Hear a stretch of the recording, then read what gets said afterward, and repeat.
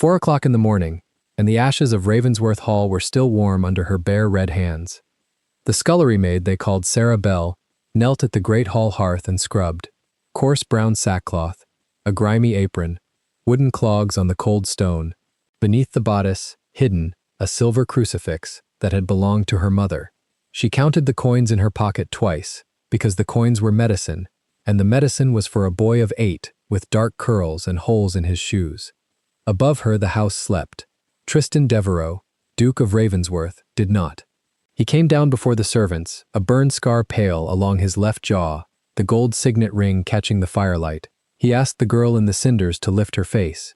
She lifted it, and the Duke of Ravensworth found himself staring into deep sea-green eyes with a ring of amber around the pupil, eyes he had last seen across a ballroom in 1814. He did not call for the magistrate. He asked for tea in the library instead, and what he set his solicitor to do, quietly, in the weeks that followed. Before the story begins, comment down below where you are watching from and what time it is there. If stories of justice, dignity, and love that arrives against all odds move you, leave a like, be sure to subscribe to the channel, and click join to become a member and help our channel. In October of 1819, at 4 in the morning, the great hall of Ravensworth Hall belonged to one woman and a bucket of cold ash. She knelt on the hearthstone with her sleeves rolled past the elbow and drove the brush into the corner where the soot packed hardest. The stone was Yorkshire granite, laid 2 centuries before, and it had been scrubbed by 100 women before her.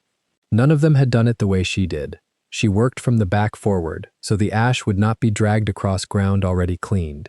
It was a small order imposed on a large chaos, and it was the only thing in her life she still commanded. The house was cold. The house was always cold at that hour, because the fires were not lit until 5, and the Duke of Ravensworth did not permit coal to be burned for the comfort of servants. Her hands had begun to split at the knuckles again. She noticed it the way one notices weather. A line of red opened along the second finger of her right hand, and she pressed it against her apron until it stopped, then went on brushing. There was a jar of goose grease in the scullery she was permitted to use on Sundays. This was Tuesday. Above her, the chimney breast rose 30 feet into darkness, and somewhere in that darkness hung the arms of a family that had held this valley since before the Stuarts. She had learned not to look up. Looking up cost time, and time was the one coin she still had in quantity. Behind her, the long windows held nothing but black. Rain had been falling since midnight, thin and patient, the kind that came in from the moor and stayed a week. She sat back on her heels once and put her hand flat against her breastbone. Under the coarse brown wool, under the shift, a small hard shape pressed back, silver, warm from her own body, on a chain she had shortened twice so it would never slip above the neckline. Her mother had worn it at Valcourt on the morning the horses were sold. It was the last object in the world that still knew her real name. She tucked it deeper and picked up the brush.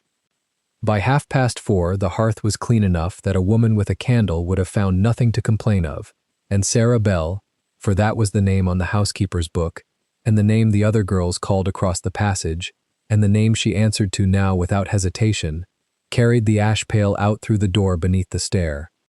The scullery smelled of lye and old mutton fat. She set the pail down and shut the door, and only then did she reach into the pocket sewn inside her apron. 3 shillings, 2 sixpences, a crown piece worn so smooth the king's face had gone soft as a thumbprint. She laid them on the deal table in a row and moved them with one finger and counted them again because the sum had not been correct the first time and she had hoped the second count would be kinder. It was not.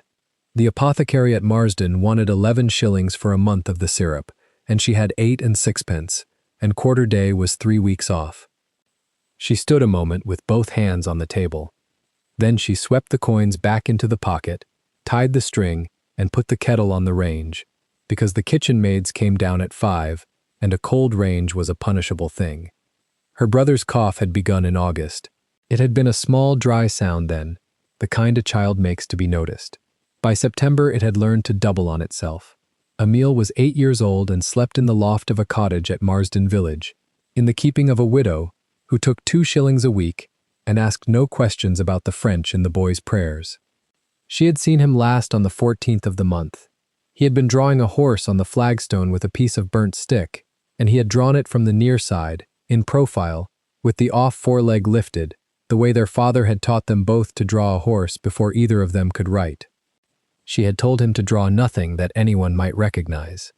He had rubbed it out with his sleeve and had not asked why, and that was the part that stayed with her on the walk back across the moor. At 5, the house woke. Feet came down the back stairs in 2s and 3s. Betty Hoyle, who talked, Anne Marsh, who did not. The 2 dolls from the dairy who were not sisters but were called so. Pans went onto the range. Someone dropped a ladle and swore, and someone else laughed, and the great cold machine of a ducal household began to turn for another day. Sarah Bell moved through it without friction. She had learned in her first month that the quickest way to be forgotten was to be useful and quiet in equal measure, and she had made herself both. She carried water. She blacked the range. She scoured the copper with sand until her arms burned, and when Betty Hoyle asked her a question, she answered it in 6 words of flat Northern English, learned by ear, practiced at night against her own pillow. The accent was the hardest work she did. Everything else was only labor. "You've done the hall already," said Betty, elbow deep in the sink. "Before 4? It goes quicker cold. You'll go into a decline, that's what. Then you'll have the hearth." Betty laughed. Anne Marsh looked up from the bread and looked down again, and said nothing, and that was Anne Marsh. At 7, the kerchief came off and was retied, because it had loosened at the temple, and 2 strands of hair had escaped. They were auburn, where the light caught them, and heavier than they looked, and she had cut 4 inches from the length in June, and sold it in Halifax for 6 shillings. She bound the rest flat to the skull, and covered it, and put the soot back on her cheek with the side of her thumb, and did not look at the window glass while she did it. There was a particular way the great house told you what you were. The footmen wore silk stockings. The upper servants dined apart. The scullery maid ate standing, from a shelf by the door, and stepped back into the wall when the family passed, and turned her face to the plaster. She had learned to turn her face to the plaster in her 2nd week, and the first time she had done it, something in her chest had gone very still and had never entirely started again. At 8, the household was informed that His Grace had not slept. The information came down the way all such information came down, through the boots. Mr. Hale, the valet, had been called at 3. The library fire had been lit at 1:30. The Duke had been at the estate books until the candles guttered, and the 2nd footman had been sent twice for coffee, and had come back the 2nd time white about the mouth for reasons he would not name. "He's not spoke a civil word since Michaelmas," said Betty. "He's not spoke a word at all," said one of the dolls. "That's worse." Sarah set down the copper pan she was drying and picked up the next. She had been 11 months at Ravensworth, and had seen the Duke of Ravensworth 4 times, always at a distance, always from the plaster. A tall man in black who walked through his own house like a creditor inspecting it. There was a mark on the left side of his jaw that the housemaids talked about in the passage after dark, a burn that ran down under the collar of his shirt, and Betty Hoyle had a story about it, and the dolls had a different one, and Anne Marsh had said only that the man who could tell it truly had died in the fire. None of it concerned her. A duke was weather. You dressed for it, and you did not argue with it. At 9, the rain stopped, and Mrs. Pennington came down the passage with her keys. The housekeeper of Ravensworth Hall was 55 years old, and had buried a husband and 2 children, and had been in service since she was 12, and she noticed things the way other people breathed. She noticed that the hall hearth had been done before the coal was weighed out. She noticed that the scullery maid's hands were split and that the girl had not applied for the grease. She noticed, as she had noticed for 11 months, that Sarah Bell curtsied a half-second too long and came up from it too straight, and that she did it every single time, which meant it was not manners but training. "Bell, ma'am. The still room. The chamomile wants turning and the shelf wants washing. You'll do it before dinner." "Yes, ma'am. And take the grease from the jar. I'll not have blood on the linen." The girl's chin moved a fraction. "It's not Sunday, ma'am." "I am aware of the day," said Mrs. Pennington, "which is why I have told you." She went on down the passage with the keys ringing, and did not look back, and therefore did not see the scullery maid stand for a moment longer than she needed to before she moved. The still room was the warmest room below stairs, and the only one with a lock. Sarah washed the shelf, and turned the chamomile, and set the lavender bundles in their new order, and worked with a speed that had nothing to do with diligence and everything to do with the 20 minutes she intended to steal at the end. At the bottom of her apron pocket, folded to the size of a playing card, was a letter. It had come to her in August by a route that had cost her 4 shillings and 3 lies. A carrier to Halifax, a boy at the Fleece, a woman who sold ribbons and asked no name. It was written in French, in a hand that shook, by a man who had been her father's steward at Valcourt and who now kept a lodging house in Rouen. She had read it 11 times. She could have said it by heart. She took it out anyway, because holding the paper was not the same as remembering it. Mademoiselle, it began, and that word alone was worth the 4 shillings. The steward wrote that the Valcourt lands were gone past recovery. He wrote that the creditors had been quiet for 2 years, which he did not like, because creditors are only quiet when they have been paid or when they are waiting. He wrote that a man had come twice to Rouen asking after the Count's children, an Englishman, thin, who paid in gold and did not give a name, and that he had told this man nothing, and that he was old, and that he was afraid of what he would say if the man came a 3rd time. He wrote, "Do not write to me again at this house." He wrote, "Keep the boy from the churchyards. They look in the registers first." She read it through once more, standing at the still-room shelf with her back to the door, and her thumb moving over the fold where the paper had begun to fail. Then the latch lifted. She did not startle. She had trained herself out of startling in the first month, and what she did instead was slide the letter under a lavender bundle in one motion and turn with the cloth already in her hand.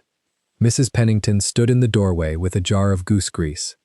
The housekeeper's eyes went to the shelf, to the lavender, to the corner of paper that had not gone entirely under, because the bundle was small and the letter had been folded thick. Neither woman moved. The still-room clock, which was old and ran 4 minutes fast, ticked 11 times. "You've turned the chamomile," Mrs. Pennington said. "Yes, ma'am. It wanted it a fortnight since. Nobody in this house can be got to smell anything." She came in, set the jar on the shelf beside the lavender. Beside it, not upon it, and put the stopper straight with one finger. "You'll use that tonight and again in the morning." "Yes, ma'am. The Duke dines at 7. There'll be no company. When there's no company, the kitchen sends up cold meat and the coppers are done by 9. And a girl who has been up since 3 may go to her bed at 9. She paused at the door. "A girl may also walk to Marsden on a Thursday afternoon, if the work is forward. It is a matter of the work being forward." Sarah stood very still. "Ma'am, I have said nothing," said Mrs. Pennington, "that I would not say to any girl in this house." She went out. The door closed. The keys went away down the passage, and the sound of them thinned and stopped. Sarah took the letter out from under the lavender. She held it a moment. Then she opened the small iron door of the still-room stove and put the paper in and watched the French go brown and curl and lift and go. She kept the grease. That afternoon a boy came up from Marsden with the fish and a message that cost her a penny. The widow reported that Emile had eaten, that Emile had not eaten much, that the cough had come 3 times in the night and once badly, and that the apothecary would not send the syrup again without money in his hand, having been civil about it twice already. The boy waited by the scullery door, turning his cap. "Is there an answer?" "Tell her Thursday," Sarah said. "She'll want to know about the Thursday." He went. She stood in the doorway with the wet coming off the yard cobbles and the smell of the fish in the basket at her feet, and she counted the days on the inside of her wrist with her thumb, the way she had counted them for 2 years, and Thursday was in 2 days, and 8 and 6pence was still not 11 shillings. There were 3 ways to get half a crown in that house. She could sell the crucifix in Halifax, which she had considered on 9 separate occasions and had refused on 9, and would refuse on the 10th. She could ask Mrs. Pennington for an advance on her wage, which would be granted, and which would be entered in the book, and which would make her a girl who was remembered. Or she could take the extra work. At 6, she went to the head kitchen maid and asked for the night's coppers as well as her own. At 6:30, she asked Hale's underfootman whether the library grate wanted doing before morning, and was told that his grace did not permit anyone in the library after 8, and that the last girl who had gone in with a coal scuttle at 9 had come out again in under a minute, and had not said why. He didn't shout at her, the underfootman said. What did he do? Looked up. She went back to the scullery. Dinner went up at 7. It came down at 20 past. almost untouched. And the cook said what the cook said every night, and the plates went into the water. By 9 the coppers were done, and the range was banked, and the kitchen had emptied, and the extra work had earned her 9 pence to be paid at the week's end, which brought her to 9 and 3 pence, which was not 11 shillings. She stood in the dark scullery with her arms in the sink to the elbow, and did the sum a 4th time in case arithmetic had changed. Then she pulled the plug, and dried her hands on the apron, and went up. The attic she shared with Betty Hoyle and the 2 dolls was under the slates on the north side, and the rain had started again, and could be heard exactly as though it were falling on the bed. Betty was already asleep with her mouth open. One of the dolls was crying quietly about something that would not matter by Sunday. Sarah lay on her back in her shift with the crucifix in her fist. She did not sleep at 10, or at 11. At 11:30 she got up. She took the candle stub she was not supposed to have, and went down the back stairs in her stockings, past the flower store, past the still room, along the stone passage where the cold came up through the feet, and out through the door beneath the stair into the great hall. The hall at midnight was a different country. The fire had gone to embers. Moonlight came through the long windows in 3 gray blades, and lay across a floor she had scrubbed on her knees 11 months out of her life. The portraits went up into the dark. The chimney breast rose. It was the most beautiful room she had ever worked in, and she had never once been permitted to see it, because at 4 in the morning there was only the corner of stone in front of her face and the brush. She stood in the middle of it with the candle unlit in her hand. Then she walked, not the servant's route around the wall, but straight down the center of the floor, heel and toe, chin level, the way a woman walks into a room where she has been announced. 20 paces. She counted them. At the hearth she stopped, and turned, and looked back down the length of the hall at nobody at all, and lowered herself into a court curtsy, the deep one, the one that takes the whole spine, the one she had been taught at 11 years old in a house with orange trees in tubs, by a Frenchwoman who wrapped her ankles with a fan and told her that a Valcourt does not bob like a shop girl. She held it. Her knees shook at 4 seconds, which they had not done at 14. She held it to 7, and rose without using her hands, and stood there breathing in the empty hall in a sacking apron with soot on her cheek. "Je m'appelle Séraphine de Valcourt," she said to the dark, very quietly, once. Then she knelt down on the hearthstone she had cleaned that morning, and put her palm flat on the granite, and stayed there a while. She was 22 years old. She had been in England for 5 years, and in service for 2, and at Ravensworth for 11 months, and there was nobody living in the county who knew what she had just said was true. The last time she had made that curtsy for a person rather than a room, it had been May of 1814, in the Devereux townhouse in Grosvenor Square, and she had been 17, and a tall Englishman with a soldier's hands had crossed the whole floor to ask her for a dance, and had been called away before he got the answer. She had not thought of it in a long while. She thought of it now for 11 seconds, and put it back where she kept it, and got up. The embers had one live spot at the heart. She banked it, because it was her work, and because a fire left to die was a fire that had to be laid again by somebody at 4. She was at the door beneath the stair when a floorboard spoke on the landing above. One board, the 7th from the top, the one that always went under weight, the one the housemaid stepped over from habit. She went through the door and drew it to behind her without a sound, and stood in the black of the passage with her hand on the latch and her heart going like a bird in a box. Nobody came down.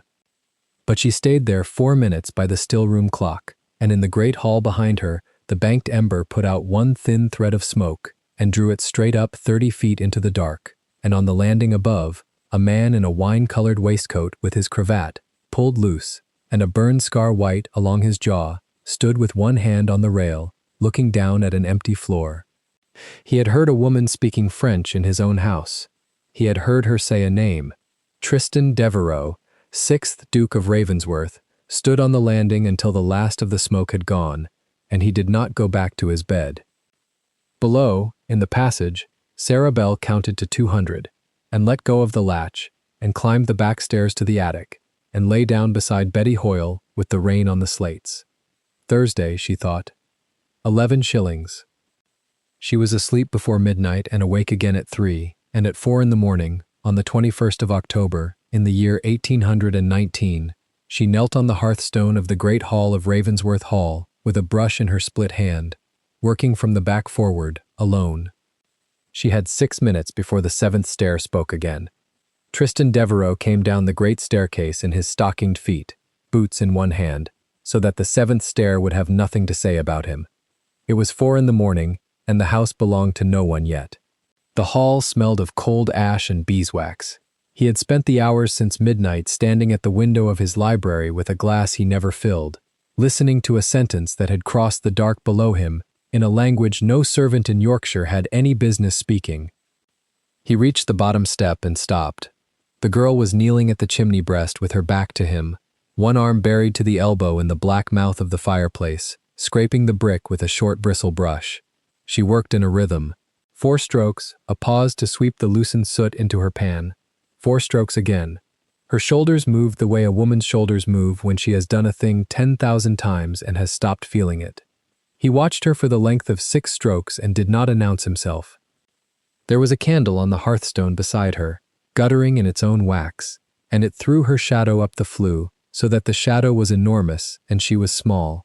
Her sleeves were rolled past the elbow. Her forearms were streaked to the wrist. A strand of hair had come loose from the kerchief and hung at her temple, and every so often she pushed it back with the inside of her wrist, the only clean part of her hand, and left a gray smear on her cheek anyway.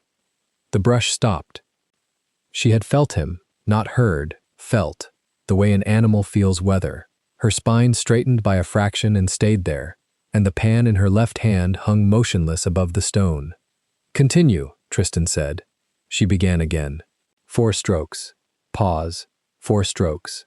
But the rhythm had changed and they both knew it.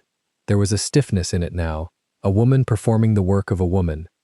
He set his boots down on the parquet and walked to the middle of the floor. He knew the exact spot. He had heard the voice rise from it 3 hours ago, and it had taken him until now to admit to himself that he intended to stand there. "You are early to the grates," he said. "Yes, Your Grace." 2 words, flat as a Yorkshire moor. He had heard that accent from 100 mouths in this county, and he had never once heard it hesitate before the vowel. "How long have you been in this house?" 11 months, Your Grace." "And before?" The brush went on. "Service, Your Grace. Near Halifax."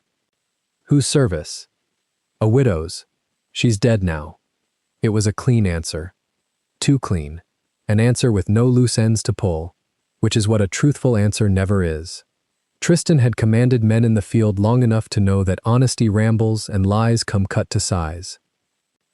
He walked a slow half-circle and put himself where the candlelight would fall on her if she turned. She kept her face toward the brick. "Stand up." The brush lowered to the hearthstone. She rose, and she rose badly on purpose. A scullery girl's stagger, one hand on the mantel, the knees complaining. But something happened at the top of the movement that she could not counterfeit. The neck lengthened, the chin found its level without hunting for it. Her chest lifted and her shoulders went back and settled, and for half a second she was standing the way women stand in the long gallery portraits upstairs, in oil, in pearls. Then she remembered and folded her hands and let her head drop. "Look at me," he said. "Your Grace, my face is fouled. Look at me." She lifted her face. The candle was low and the hall was black, and he saw them anyway. Sea green, and around each pupil a ring of amber, thin as a wedding band, catching the flame and holding it. Tristan Devereux did not move for the space of 4 heartbeats. He was not in Yorkshire. He was in a ballroom on Grosvenor Square in May of 1814, with the windows open onto the square, and the wax dripping off the chandeliers onto the shoulders of ambassadors, and there was a girl of 17, standing between 2 chaperones by the 3rd window, with those eyes, and he had crossed 40 feet of parquet through a crowd that parted for his title, and asked her for the next set, and she had begun to say something. Begun, the mouth had opened, and a hand had closed on his arm, and a voice had said the regiment, "Devereux, now," and he had gone. 5 years.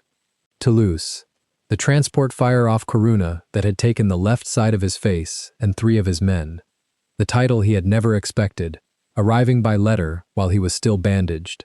And in all of it, he had never once been able to name the girl at the 3rd window, because he had been called away before she answered. The scullery maid stood in front of him, with soot on her cheekbone, and waited to be dismissed. "What is your name?" he said. It did not come out as a question. "Sarah Bell, Your Grace." "Sarah Bell." He turned the syllables over, as though testing a coin with his teeth. "And where were you born, Sarah Bell?" "Bradford, Your Grace." "Which parish?" The smallest pause. A breath's width. "St. Peter's." There is no St. Peter's in Bradford that would have her, and Tristan knew it, and he watched her know that he might know it. Her hands were folded in front of her apron, and the knuckles had gone white, and the rest of her had not moved at all. Deep down, she had always understood that it would end like this. Not in a courtroom, not in a magistrate's office, but standing in a dirty apron in front of a man who could ruin her before breakfast, and would probably not even remember doing it by dinner. "You may not know," Tristan said, "that this hall carries sound. The gallery above it is a whispering place. A man standing on the landing hears what is said on this floor as clearly as if it were spoken into his ear." The pan slipped in her fingers. She caught it against her hip. Soot dusted the hem of her gown. "I don't take your meaning, Your Grace." "Don't you?" "No, Your Grace." He looked at her a moment longer. Somewhere in the back of the house a door banged. The kitchen was waking. There were perhaps 12 minutes before the first of the maids came through with the coal scuttles and found her Duke standing over a scullery girl in the dark. He could ask her the question. He could say the name he had heard, 4 words in a French mouth, and watch her face come apart, and then it would be done. A French émigré living under a false name in an English house was a matter for the magistrate at Wakefield and, if anyone chose to be unpleasant about it, for the alien office in London. He had the whole of her life in his coat pocket, and both of them knew the weight of it. "Mrs. Pennington has you on grates," he said instead. "And the coppers, Your Grace. And the still room when I'm wanted." "Not any longer." Her chin came up. "Your Grace. You will carry the library tray. Tea at 8 in the morning, tea again at 4, and whatever else I ring for. You will not be sent down to the coppers again." She stared at him. In 11 months, she had learned every trap the house had to offer, and she could not find the shape of this one. "The library is kept by Mr. Hale, Your Grace. Mr. Hale is my valet, not my kitchen maid, and he has opinions about the arrangement of the fire irons that I no longer wish to hear." Tristan bent, picked up his boots, and straightened. 8 o'clock. You will knock twice." "Your Grace, Mrs. Pennington will want a reason." "Mrs. Pennington answers to me. She'll ask me the reason." Her voice had come up out of the Moor accent for 4 syllables, just 4, the vowels rounding, the consonants going soft and precise, and she heard it happen and stopped dead. Tristan heard it too. He let the silence sit on the parquet between them like a dropped glove. Then he said, very quietly, "Tell her I found you working before the bell and thought it a waste." He turned and went up the stairs and did not use the banister. She stood in the dark hall with the candle dying at her feet and her heart going like a bird against a window, and when she could move again she knelt and finished the grate. All of it, every inch, because there was nothing else in the world she could control. At 5:30, Mrs. Pennington came into the scullery with the daybook under her arm and found the girl scrubbing her forearms raw at the stone sink. "You're wanted on the library tray," the housekeeper said. She said it the way one reads a weather report. "Yes, ma'am. From this morning, Miss Hoyle takes the grates."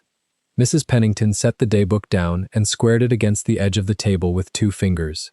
"You'll want the print gown, not this, and a clean apron off the shelf. And you'll take the kerchief off in the library. His Grace doesn't like a covered head indoors. He says it makes a room look like a hospital." The girl's hands stopped in the water. Her hair was the one thing she had never let this house see. Auburn chestnut, thick as rope, the color of a family that had been painted in it for 4 generations.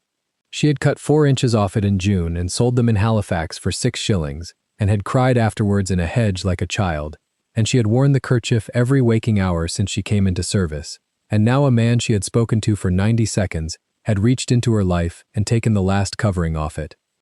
"Ma'am," she said, "I'd rather keep it on." Mrs. Pennington looked at her for rather a long time. "So you would," she said. "Wear the plain cap, then. The white one, with the ribbon under. That'll do for anyone who asks." She picked up the daybook and went out, and she did not once look at the girl's face while she said any of it, which was its own kind of mercy. At 8 o'clock she knocked twice on the library door. come. The library at Ravensworth was a long room with a north wall of windows and a fire that was never allowed to go out, and she had never been inside it. Books to the ceiling on 3 sides, a ladder on a brass rail, a great table under the windows, and on the table not the disorder of a gentleman's amusements, but stacks, ledgers, bound quires of correspondence, a japanned box of seals, everything squared, everything in columns, the desk of a man who had learned in the army that untidiness kills people. He was writing. He did not look up. On the table's end, not the desk. She set the tray down. The cups rattled once, and she steadied them with 2 fingers, and she was aware of him hearing that too. Pour. She poured. She had poured tea perhaps 3,000 times in her first 17 years, and perhaps 4 times in the 5 since, and her wrist remembered. The stream came out narrow and silent, and she stopped it a half-inch below the rim, and she turned the handle to his right hand without being told, and she stepped back with the pot held low and steady against her apron. Tristan set down his pen. "Where did you learn that?" "At the widow's, your grace." "Which widow was it?" he said.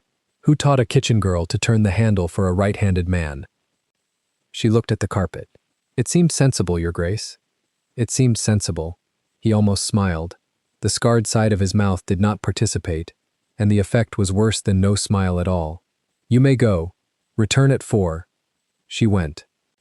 Outside the door, she leaned against the paneling for 2 seconds. No more. She counted them, and then walked the corridor at a servant's pace with her chin down, past the second footman, past the 2 dolls whispering over a basket of linen, and every step of the way she was working the same sum in her head.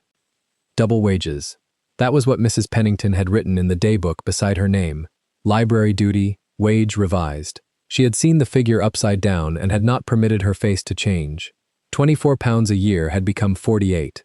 £48 a year was 18 shillings and 4 pence a week. 11 shillings for the apothecary's syrup, and 2 for the widow at Marsden, and there would still be money left over. Money in a tin. Money that meant Emile would not cough through another February in a room with 1 blanket. She should have been afraid. She was afraid. But the arithmetic sat on top of the fear like a stone on a letter and held it flat. Thursday came, and she walked the 4 miles to Marsden in the rain, with 11 shillings knotted into the corner of her shawl. Emile was sitting on the floor by the widow's fire in his patched coat, with a stub of charcoal and the back of a torn almanac page, and when the door opened he did not run to her. He hid the paper under his leg. He had learned that much. "Show me," she said, in English, because the widow was in the room. He gave it up. It was a horse. It was a horse drawn the way their father had drawn horses. 3/4 view. The near foreleg lifted. The mane in 7 strokes. A way of drawing that had been taught to their father by a drawing master in Anjou, and was as good as a signature. She looked at it for a moment, then she folded it twice and put it into the fire, and watched it curl. Emile's face went white and stayed still. That was the part she could not forgive herself for, and would not think about now. "Le cheval," he said, very small. "En anglais." "The horse." "Draw dogs," she said. "Draw dogs and boats, and draw them badly. Do you hear me?" He nodded. He was 8 years old, and he nodded like a man agreeing to terms. She gave the widow 2 shillings and left 11 at the apothecary's counter in the village for a month of the syrup, and the apothecary, mollified, said that the cough sounded better than August, which was very likely a kindness rather than a diagnosis.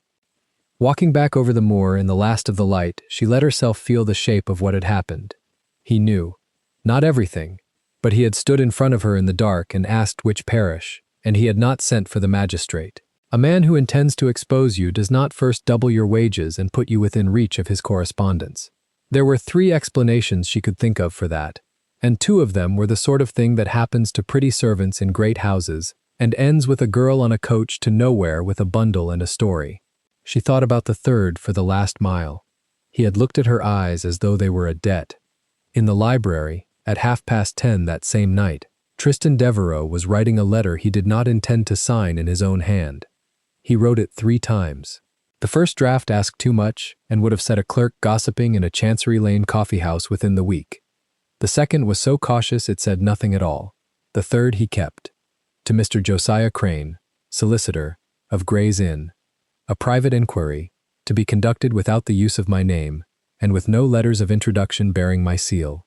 I wish to know the whole of the paper standing against the estate of the Comte de Valcourt, of Normandy and formerly of Grosvenor Square, what debts were raised, in what year, upon what security, and, this above all, Crane, into whose hands those debts have since passed. I am told they have lain quiet for 2 years. Debts do not lie quiet. Somebody is holding them still. Find me the name of the man who is holding them, and tell no one that you have been asked. He sanded it and folded it and sealed it with a plain wafer instead of the signet. Then he sat back and looked at the fire for a while. What he did not write, what he would not have written to Crane or to anyone, was that he had spent 5 years unable to remember a face and had never once forgotten a pair of eyes, and that he had found them this morning under a coal grate in his own house, in a girl who curtsied like a courtier and lied about her parish. Mr. Hale came in at 11 to bank the fire and found his master still there. Hale. Your Grace. The girl on the library tray. Hale's face performed the small, controlled death of a servant who has been dreading a sentence. Your Grace. You will see that nothing is said about her below stairs. Not a word, not a joke, not a look. If I hear that she has been made to answer for this arrangement in the servants' hall, I will know who let it start. Yes, Your Grace. A pause. May I say, Your Grace, the girl is respectable. Mrs. Pennington vouches for her.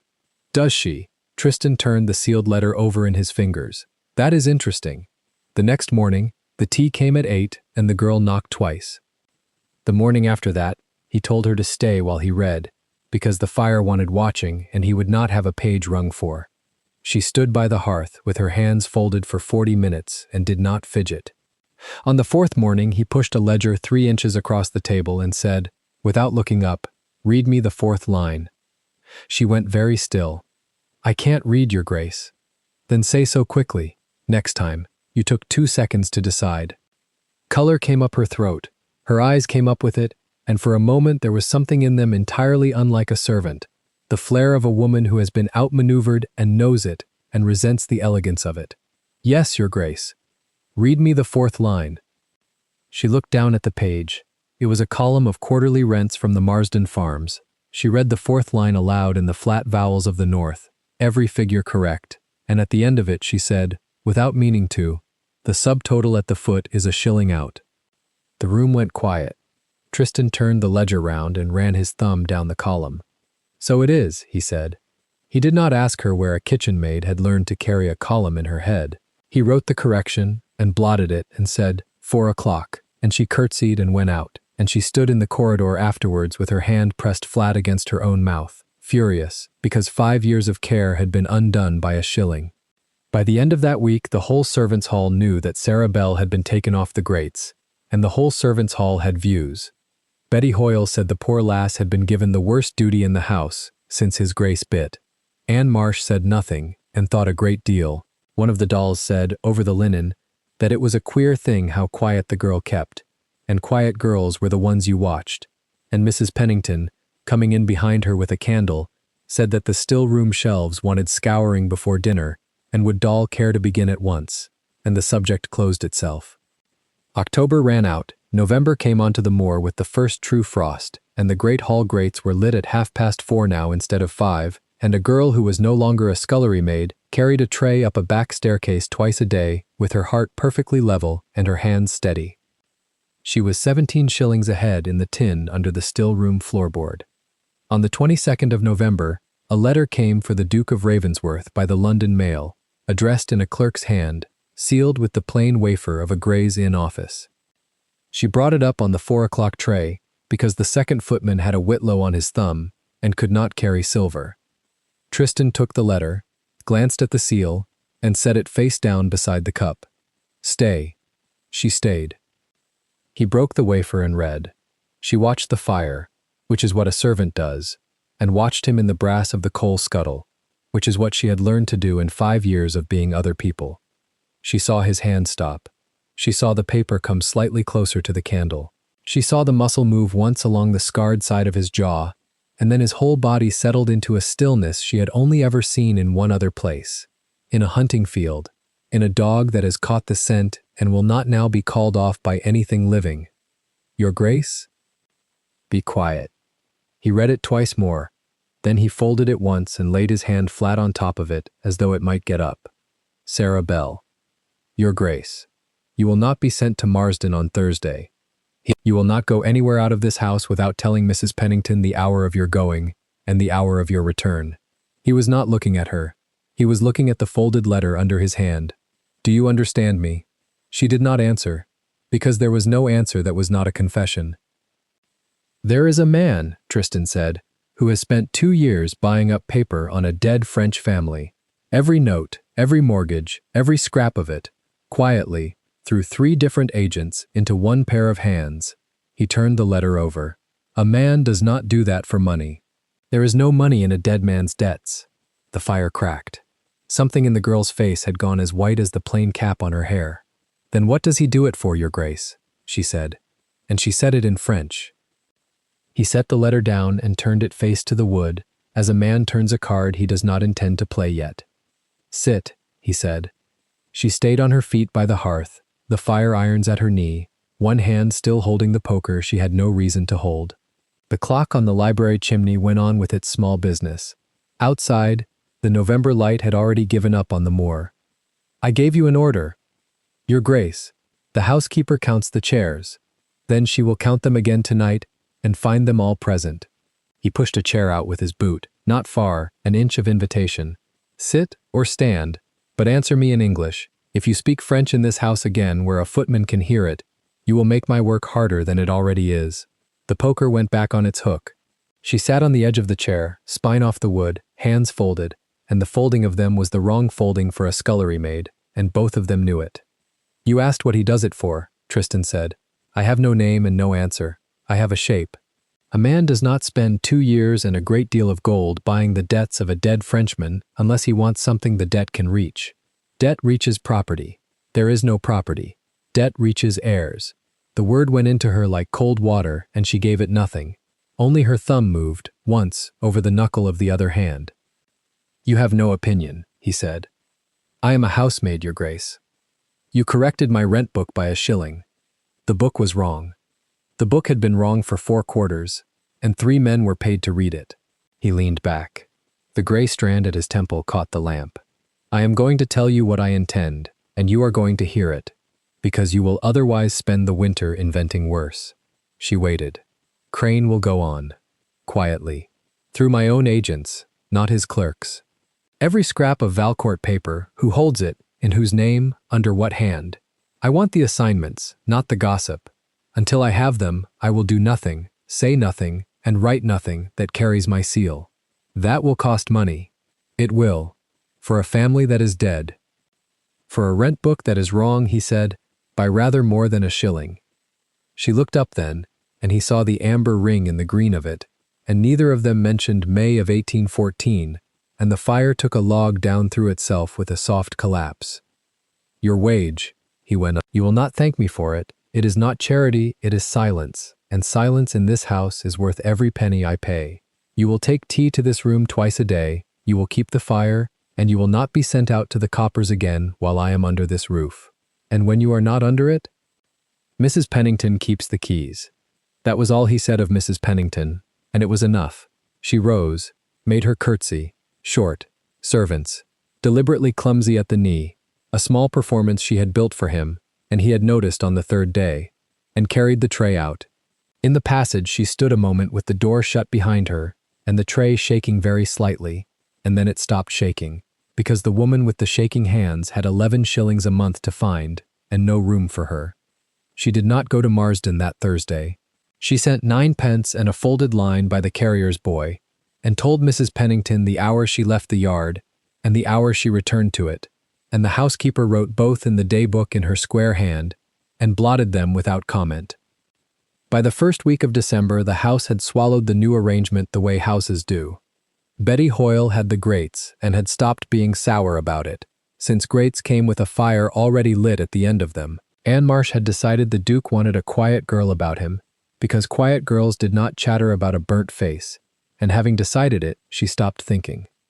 The 2 dolls kept a small heresy alive over the potatoes for another fortnight, and then a footman from Harrogate broke his collarbone, and the heresy died of a better story. Sarah Bell carried tea at 8 and at 4. She learned the library the way she had once learned a schoolroom. She learned that the ledgers stood in 3 columns, and the middle column was rents, and the middle column was the one he never opened without a pen already in his hand. She learned that the brass-railed ladder ran badly at the north end, and that he would not have it greased because the noise told him where in the room he was, in the dark, without a candle. She learned that he did not sleep, and that the sleeplessness had a pattern, bad on wet nights, worse when the wind came off the moor with rain in it. On the 4th of December, he was at the window at 4:30 with the curtain in his fist, and when she came in with the tray, he was breathing like a man who has just set down something heavy. "Leave it," he said. She set the tray down and went to the fire instead and built it up and did not go out.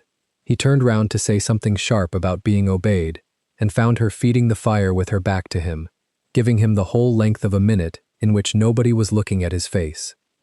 He drank the tea. He said nothing about it. The next wet night, she came at 4 with the tea and a second candle and set the candle on the far table so that the room had a corner of light in it that was not the window, and he saw exactly what she had done and let her do it. That was the week he began to talk while she worked. Not to her. That was the fiction they both held, and it was a decent fiction. He talked at the ledgers. Marsden had 41 tenancies and 11 of them behind.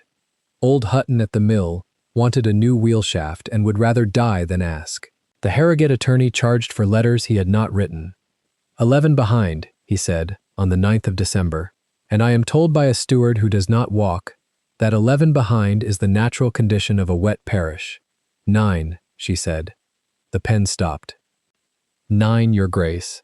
2 of them are the same house, the widow at the end of the lane and the son who has taken the tenancy over from her and is entered again under his own name. They are being counted twice and dunned twice.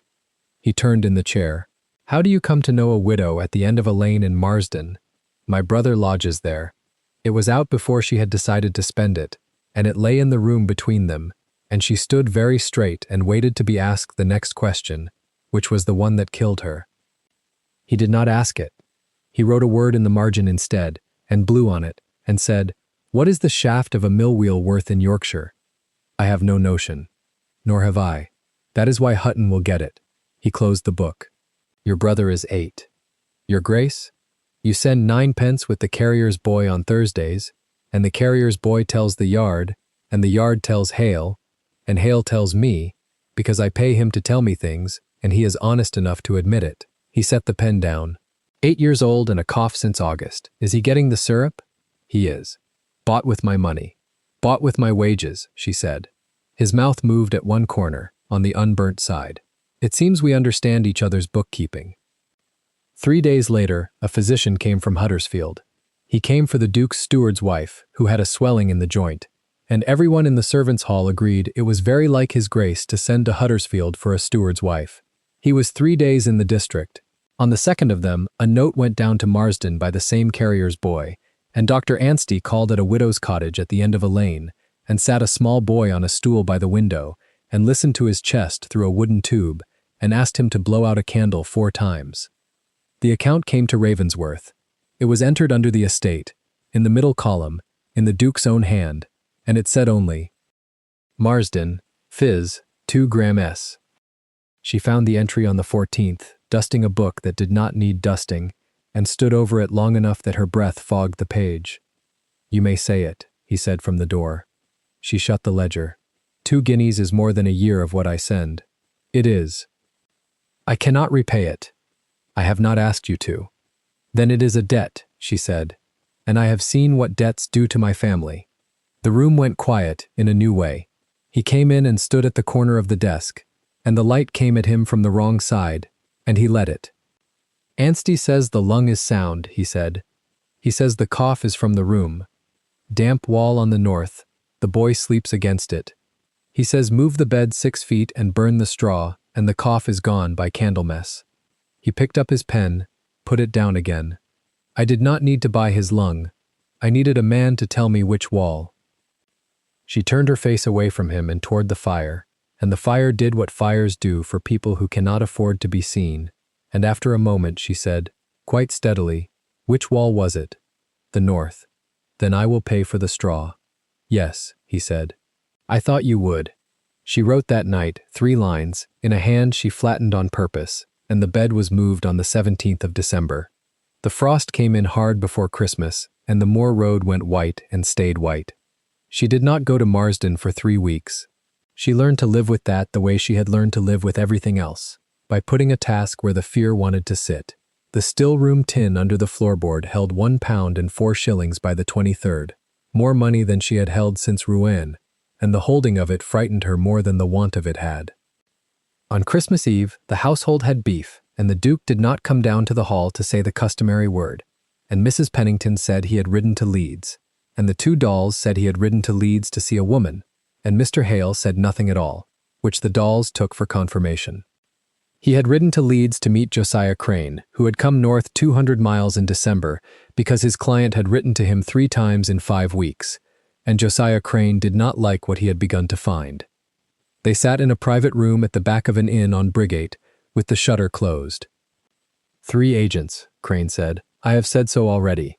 What I have not said, because I could not prove it in November, is that the 3 agents were paid out of one account, and the account was fed by drafts on a house in Threadneedle Street, and the house in Threadneedle Street will not name the man who signs. Will not or cannot? Will not. Which is worse, Your Grace, and dearer? Crane turned his glass without drinking. There is a further thing. The assignments were taken up in a particular order. The trade debts first, the tailor, the wine merchant, the coach builder, small paper, cheap paper, then the mortgages on the Anjou land, which were worth nothing after the confiscations and were bought all the same. Then, last, and this is the part I do not care for, the personal bonds, the ones with the Count's own signature. A dead man's signature is worth nothing. A dead man's signature, Crane said, is worth everything, if what you want is a document in a court with the family name on it. The fire popped. Tristan sat with his burned hand flat on the table, which he did when he wished the hand to be still.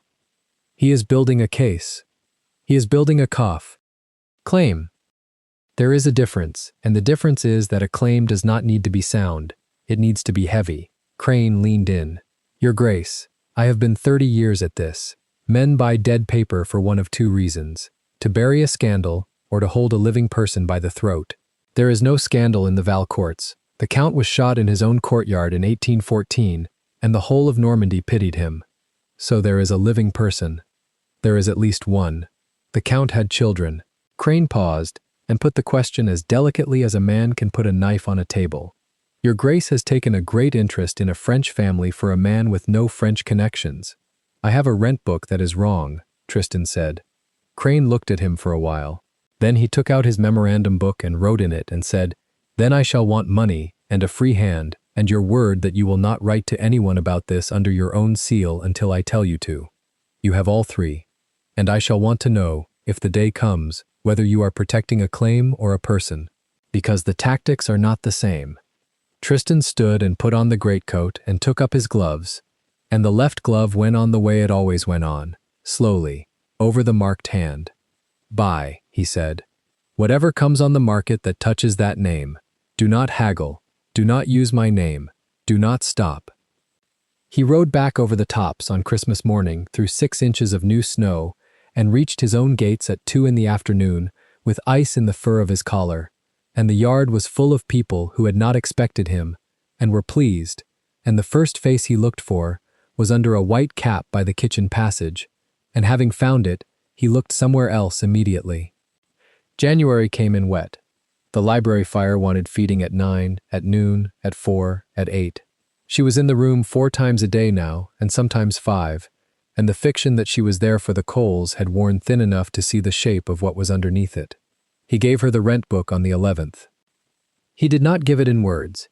He left it open at the Marsden pages with the pen beside it, and went to the window, and stood there with his back to the room for the length of time it takes to boil water, and when he turned round, she had ruled a line under the widow's double entry, and written, Duple, in the margin in a hand that had been taught by somebody expensive.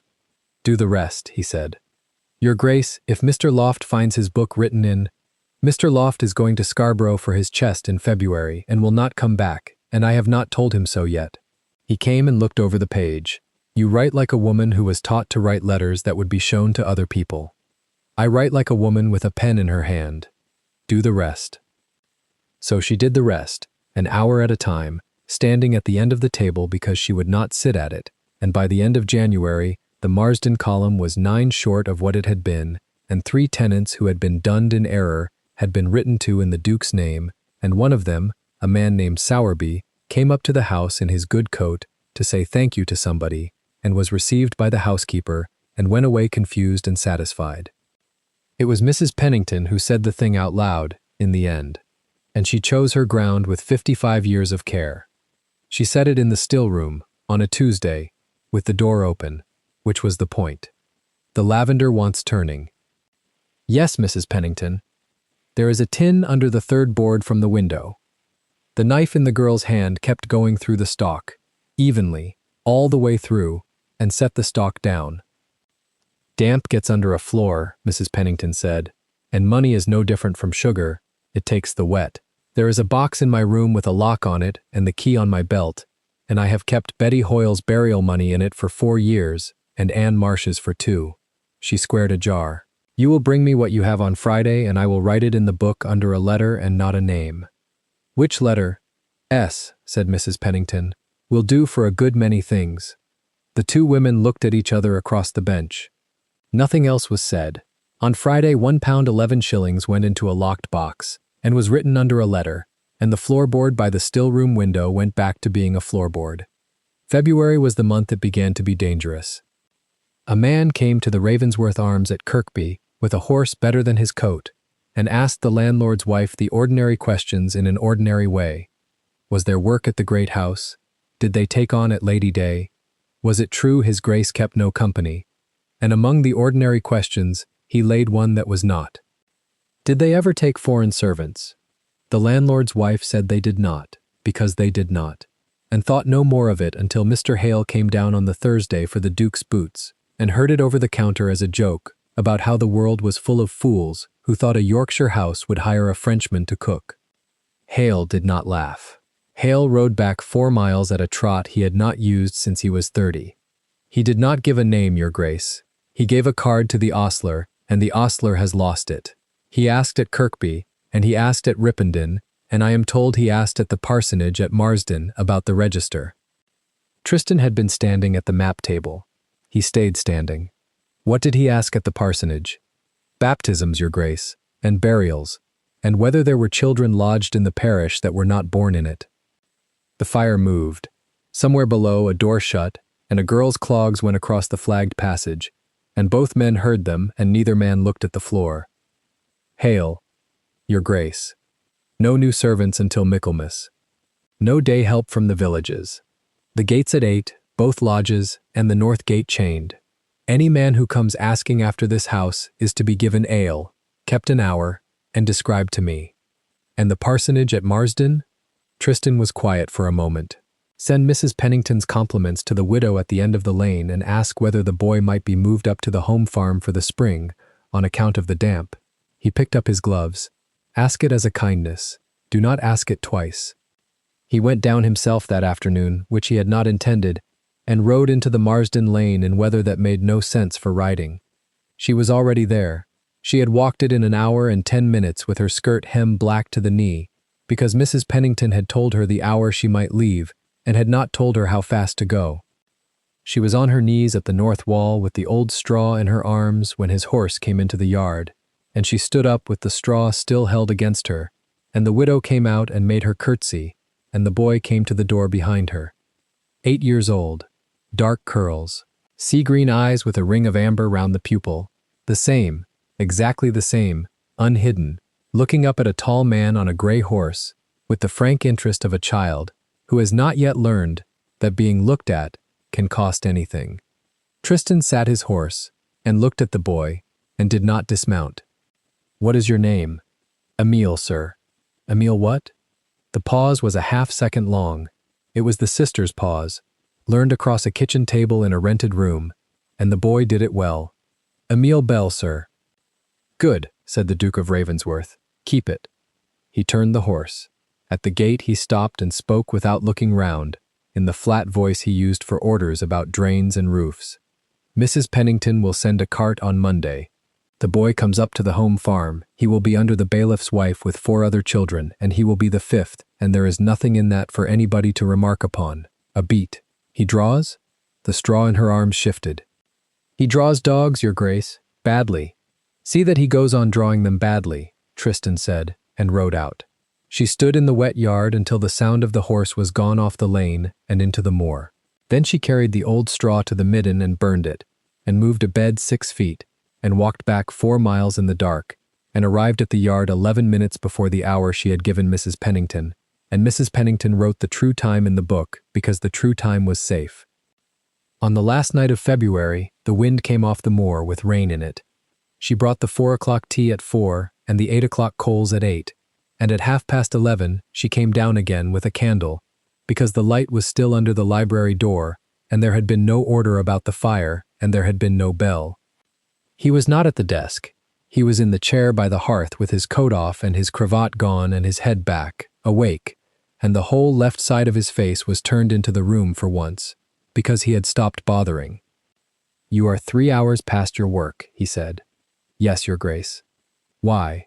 She knelt at the grate and put on the coals one at a time, quietly, the way you do at that hour. "Because it is raining," she said. Something went out of his shoulders. He watched her hands at the fire and let a long minute go by, and then he said, in a different voice, one nobody in Yorkshire had heard him use, "There was a transport at Corunna." She kept her hands moving. "3 of my men were below, and the hatch was fouled, and I got it open, and I got 2 of them out, and the 3rd I heard. He was looking at the fire. That is all of it.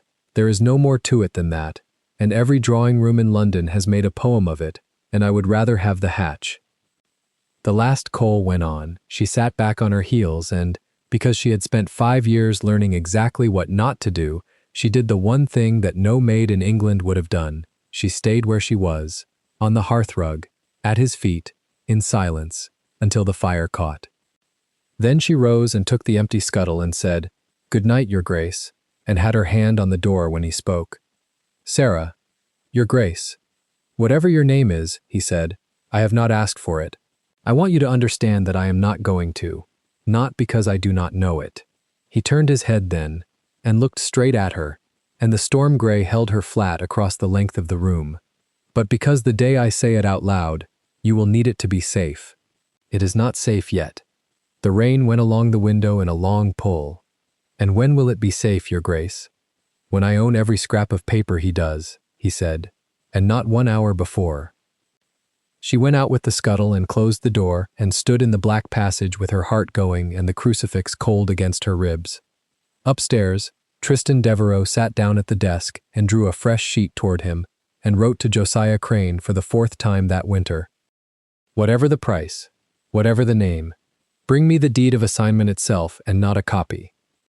He sealed it with a plain wafer.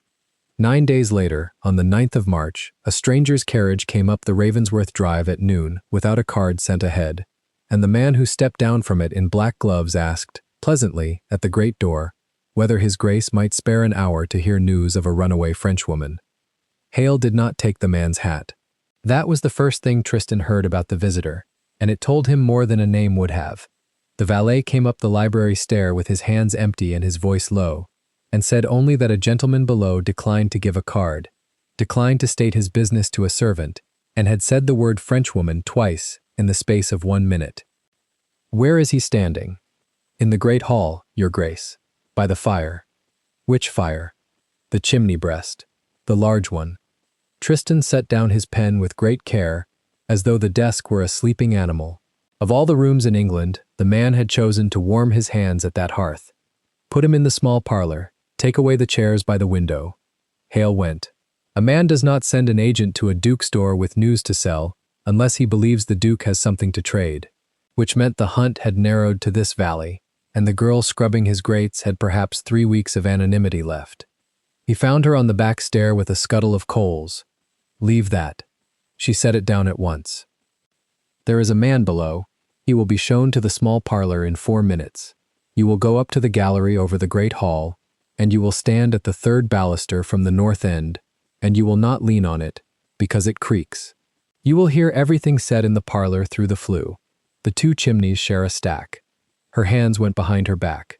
It was the posture of a girl waiting to be dismissed, and it was also the posture of a woman locking her fingers together so they would keep still. Your Grace, if I am found in the gallery, Mrs. Pennington is counting linen in the north closet. She will be found at the head of the stair, and she will say she sent you for the second best candlesticks. I have already spoken to her. That was the sentence that undid her more than the rest. He had spoken to Pennington first. He had built the room around her before he told her the room existed. Why must I hear it? She said. Because I may be lied to and not know it, and you will know it. He was already turning, and because when this is over, I will not have you told what was said, you will have heard it. He went down the front stair in no hurry at all, and by the time he reached the parlor door, his face had shut like a ledger. The man rose from nothing. He had not sat, having no chair to sit in, and bowed the precise depth of a bow given by a person who has calculated the exchange rate between deference and self-respect. He was perhaps 40, in a good brown coat cut 2 seasons out of London, and he wore black gloves indoors, and he did not remove them. Your Grace is generous with his hour. I am not. You have a quarter of it. Your name? Q, Your Grace. Silas Q. I am a confidential agent. Whose? Confidential. The thin smile came and went like a bird crossing a window. A gentleman of London. He has an interest in a matter of some delicacy, and it happens that his interest and Your Grace's may lie along the same road. I have no interest in France. I have not yet said France. Tristan let the silence run. In the gallery above, 20 feet of stone and soot away, Seraphine stood at the third baluster with her hands flat against her apron and heard the fire spit, and then heard Q's voice come out of the chimney breast, thin and clear as a voice out of a well. Then say what you have come to say. Q produced a pocketbook and did not open it. In the year 1814, a French nobleman was shot in the courtyard of his own house. A comte. His lands went to the state, his movables went to whoever carried them off, and his family, this is the delicate part, his family did not entirely die. Families rarely do entirely anything. A daughter, Your Grace, 17 at the time, and a son, an infant then, who would now be some 8 or 9 years of age. Q turned the pocketbook over in his glove. They came into England in the winter of 1814, and they were not seen after the spring of 1815. My principal has spent 2 years and a considerable sum discovering where they were not. He is now, I may say, close to discovering where they are. And you have come to sell me a Frenchwoman. I have come to sell Your Grace the knowledge, said Q, that a search is being made, and to ask, as a matter of form, whether Ravensworth Hall employs any servant of foreign birth, or any servant, of whatever birth, who has been in the house less than 5 years and cannot be traced to a parish. Above, Seraphine's hand closed on the baluster before she remembered, and she took it off again without a sound. Ask the housekeeper, said Tristan. She hires the maids. I have never in my life asked a girl where she was baptized. That is the difficulty with great houses. Q's tone was almost fond. Your Grace has 30 indoor servants and does not know half their faces. You have made a long journey to insult my housekeeping.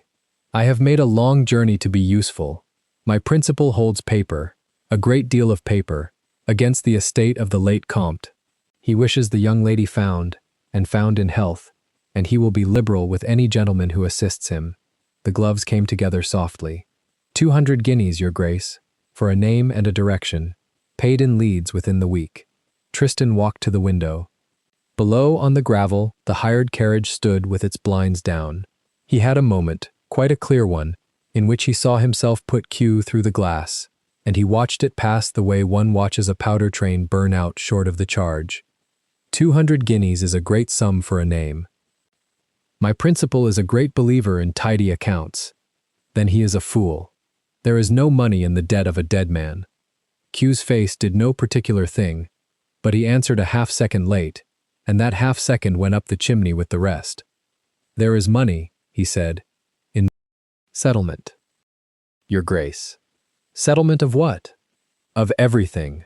My principal proposes to be generous. He proposes to forgive the whole obligation, commercial paper, mortgages, the bonds under the Comte's own hand, in full, and to restore what can be restored, and to see the boy educated. He asks in return only that the arrangement be regularized, in the customary way, as between families. Above, in the cold gallery, Seraphine de Valcourt understood the shape of the thing 4 seconds before the Duke of Ravensworth did, because she was a woman and had been to a ball in Grosvenor Square, and she knew what the customary way meant when an Englishman said it in that voice. She put her back against the wall. "You are speaking of a marriage," said Tristan. "I am speaking of a settlement," said Q. "Your Grace uses a warmer word than I would. And if the lady declines the settlement? Then the paper stands, and the paper is very large, and there are courts in this country that take a hard view of a debtor who conceals herself under a false name in another man's house." The bird crossed the window again. "It would be an ugly business. My principal wishes to avoid ugliness. He has said so to me repeatedly." "He has said so to you repeatedly," Tristan repeated, tasting each word. "He is a considerate man." "Get out!" Q blinked once. "Your Grace, you will leave my parlor and my gravel, and if you set a foot in Kirkby or Marsden asking after my servants, I will have you before the magistrate at Halifax, who dines here on Tuesdays." He had not raised his voice. That was the frightening part, and Q, who read rooms for a living, read it correctly. "Tell your principal that the Duke of Ravensworth does not sell the names of women. I shall tell him your Grace was not able to help. Tell him what you like. Hale." Hale was at the door, having been at the door for some while. Mr. Q's carriage. The agent gathered himself with the composure of a man who has been thrown out of better houses. At the threshold he paused, and it was a practiced pause, and he did not turn all the way round. "Your Grace's own steward is retiring to Scarborough, I understand, and a physician came from Huddersfield in December to a cottage in Marsden, and was paid 2 guineas out of the rent book for a tenant's wife who is not on the rent book." He drew on the second glove, which had never come off. "I mention it only because your Grace values a tidy account." Then he went. Tristan stood where he was until the carriage had turned at the U and gone down the drive with its blinds still shut. Then he went up the stair 2 at a time, and he did not use the rail, and he found her exactly where he had put her, at the 3rd baluster, upright, white to the mouth, and perfectly silent. "You heard it?" "Yes." "All of it?" "Yes." Her voice came out level and thin, like water off slate. He said, "As between families?" He did. "There is no family," she said. "There is a woman who blacks grates. He does not want a wife, your Grace. A man who wanted a wife would have written to me. He could not write to you. He did not know where you were. He knew where I was in 1815. She turned then, and the light from the great hall window came up at her from below and did what it always did to those eyes. And Tristan looked at the floor because he had business to attend to. "Forgive me. I must go down. Betty will be waiting for the coals." "Betty will wait. If I am not on the stair at the hour Mrs. Pennington wrote down, her book becomes a lie, and then she is not a witness, she is an accomplice." She dropped him a curtsy of exactly the depth a maid gives a master, and was 3 steps down before she added, without looking back, "I would rather be taken than have her ruined for me." He let her go, and stood a long minute with his hand on the baluster she had not leaned on, calculating how many days a letter took to reach Gray's Inn. It took 4.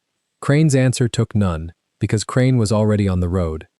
He came up the drive on the evening of the 14th of March, mud to the axle, with a japanned box on his knees that he would not let a footman carry. He refused wine, asked for tea, and for the fire to be built up, and sat with the box on the table before him, like a magistrate with a corpse. "You wrote for the original deed of assignment," he said, "not a copy." "I did. I have it. It cost me £140 and a clerk's place, and the clerk will want a character from someone, and it had better not be from you." Crane turned the key. "Your Grace will wish to sit down." "I will stand." "Your Grace will wish to sit down," Crane said again, and Tristan sat. The lawyer laid the sheets out in 3 lines across the table, the way a man lays out cards he intends to be believed about, and he spoke as he laid them. "Here is the commercial paper. Tailor, wine merchant, coachmaker, a jeweler in the Rue Vivienne. Small stuff, bought in 17 and 18, through an agent named Fairley, at 8 shillings in the pound." Here are the Anjou mortgages, worthless, bought in 18, through an agent named Dunn, at a shilling. And here, his dry hand covered the third line entirely, are the bonds under the hand of Henri Auguste, Comte de Valcourt. £9,400 sterling, with interest running, bought last September, through an agent named Petch, at par. At par, Tristan's eyes came up. He paid full value for the bonds of a man shot 6 years ago. He paid full value and traveling expenses. No man of business does that, Your Grace. No man of business alive. Crane lifted his hand off the third line.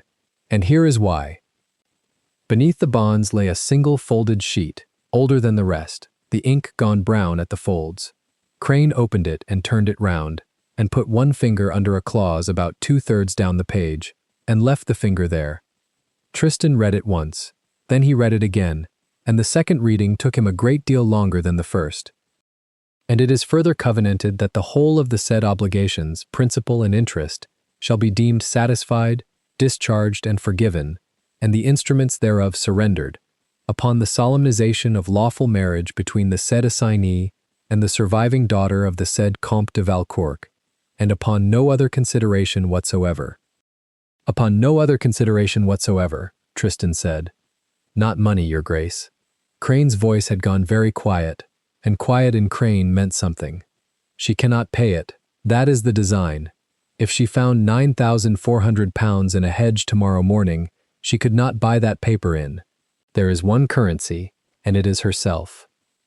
And the clause is good in law? It is a marriage brokage. A court of equity would strike it down in a fortnight. Crane sat back. If she were in a position to reach a court of equity, she is not. She is a foreign national without papers, living under an assumed name in the household of a peer, with an infant brother lodged out of the parish. Every fact that would save her in Lincoln's Inn will hang her in a market town. Quote, the fire moved. Somewhere below a door shut, and a girl laughed on the service stair and was hushed. The name, said Tristan. Crane turned the deed over. On the back, in the copper plate of a clerk who had been paid to write neatly and think nothing, was the endorsement, and the signature, and the name that had stood behind 2 years of silence and 3 agents and 1 account in Threadneedle Street. Ambrose Rokeby, Esquire, of Fen Court and of Rokeby Grange in the county of York. Tristan sat with it for the length of 6 breaths. I know him, he said at last. He was at Lady Hertford's in 16. Thin man, talks about horses he does not ride. He is more than that now. 11,000 a year, most of it lent out at interest to gentlemen who cannot pay it. Crane's mouth thinned, and he is a magistrate for the West Riding since Michaelmas. A magistrate? For this riding, Your Grace, this one. Tristan rose. He went to the window and stood there with his hands behind his back, and outside the March dark was coming down the moor the way it comes in that country, all at once, like a shudder. Not money. He had said it aloud in this room in November, half in irritation, and he had been right and had not known how right. There was no money in the debt of a dead man. There had never been any money in it. A man had spent 2 years and better than £9,000 building a cage, and the cage did not want coin, it wanted a girl to walk into it, and every plank of it was legal, and the man who held the door was empowered by His Majesty to commit persons to gaol within 20 miles of this house. Crane, Your Grace, you asked me in Leeds whether I was protecting a claim or a person. I did. Your Grace declined to answer. I am answering. He turned round. A person. Crane took off his spectacles and polished them on a handkerchief that had been washed too many times, and for a moment he looked less like a solicitor and more like an old man who had been traveling for 3 days. Then Your Grace had better understand what he is buying, he said. If you take this to a court as her champion, the first question asked will be why a duke is at law over a scullery maid, and the second will be how long she has slept under his roof, and the third will be put to her, in public, by a barrister paid to make her weep. There is no version of that hearing she survives with a name worth having. Then we do not go to a court. Then Your Grace must beat him at his own trade, paper against paper. Crane put the spectacles back on, and I must tell you plainly that he is ahead. He holds the bonds, we hold, what? 6 tradesmen's accounts and a mortgage in Anjou that would not buy a horse. Then buy more. There is nothing left to buy of hers. I did not say of hers. Tristan came back to the table and set both hands on it, and the burn-marked one lay flat and steady on the deed. You have spent 4 months learning what a man borrows. Learn what he lends. 11,000 a year lent out at interest to gentlemen who cannot pay it. Crane, that is not a fortune. That is a fortune owed to him, and every shilling of it is somebody's ruin, and somebody's ruin can be bought as easily as ours was. He tapped the table once. Find me the men who owe Ambrose Rokeby. Find me the paper he has signed, and find me the man at Threadneedle Street who takes his instructions, and find out what he is instructed to do if the lady is found. Crane was writing already, on the back of his own note of expenses. That last will cost. I have Marsden and the Ripponden lands and a house in Hertfordshire I have never slept in. Sell the house. The pencil stopped. Your Grace. Sell the house, Mr. Crane. The pencil went on. They worked until 2 in the morning. At some hour past midnight the tea went cold, and neither of them noticed. And at some hour after that the library door opened without a knock, because it was the hour when the coals were done, and the girl who did them had been doing them since November. She stopped when she saw the papers. Crane rose. It was a small thing, and he did it without thinking. And it was the first time in 5 years that any gentleman had stood up when Seraphine de Valcourt entered a room, and she felt it go through her like cold water. Sit down, sir, she said. Please. Mr. Crane, said Tristan, this is the person. The old lawyer looked at her a long moment, the print gown, the white cap, the burnshine on the knuckles. Then he sat down, slowly, as instructed. Mademoiselle, he said. She did not correct him, and she did not curtsy either. She crossed to the table and looked down at the 3 lines of paper laid out like cards, and her eyes went along them the way they had gone along the rent book in January, fast, and stopped where the finger had been. She read the clause standing up. Tristan watched her mouth move once, silently, upon no other consideration whatsoever, and then she turned the sheet over herself, before either man could stop her, and read the endorsement on the back. She made no sound at all, but her hand went up to the front of her bodice, flat, the way a person presses a wound, and it stayed there, and beneath the coarse cloth and beneath her palm was a small silver crucifix that had come out of France in the lining of a child's coat. Rokeby, she said. You know the name. I know the man. She let go of her bodice. He came to my father's house in the Rue de Varennes in the spring of 1814. Twice. He came with an English colonel who wanted horses, and the second time he came alone, and he stood at the window in the yellow salon for an hour and a half, talking to my father about the price of things. Her voice had gone entirely flat, which was how Tristan had learned to know when she was furthest from calm. I was 17. He asked my father for my hand on the 11th of April. I was on the stair. I heard it. And your father? My father laughed. She said it without triumph. He did not laugh unkindly.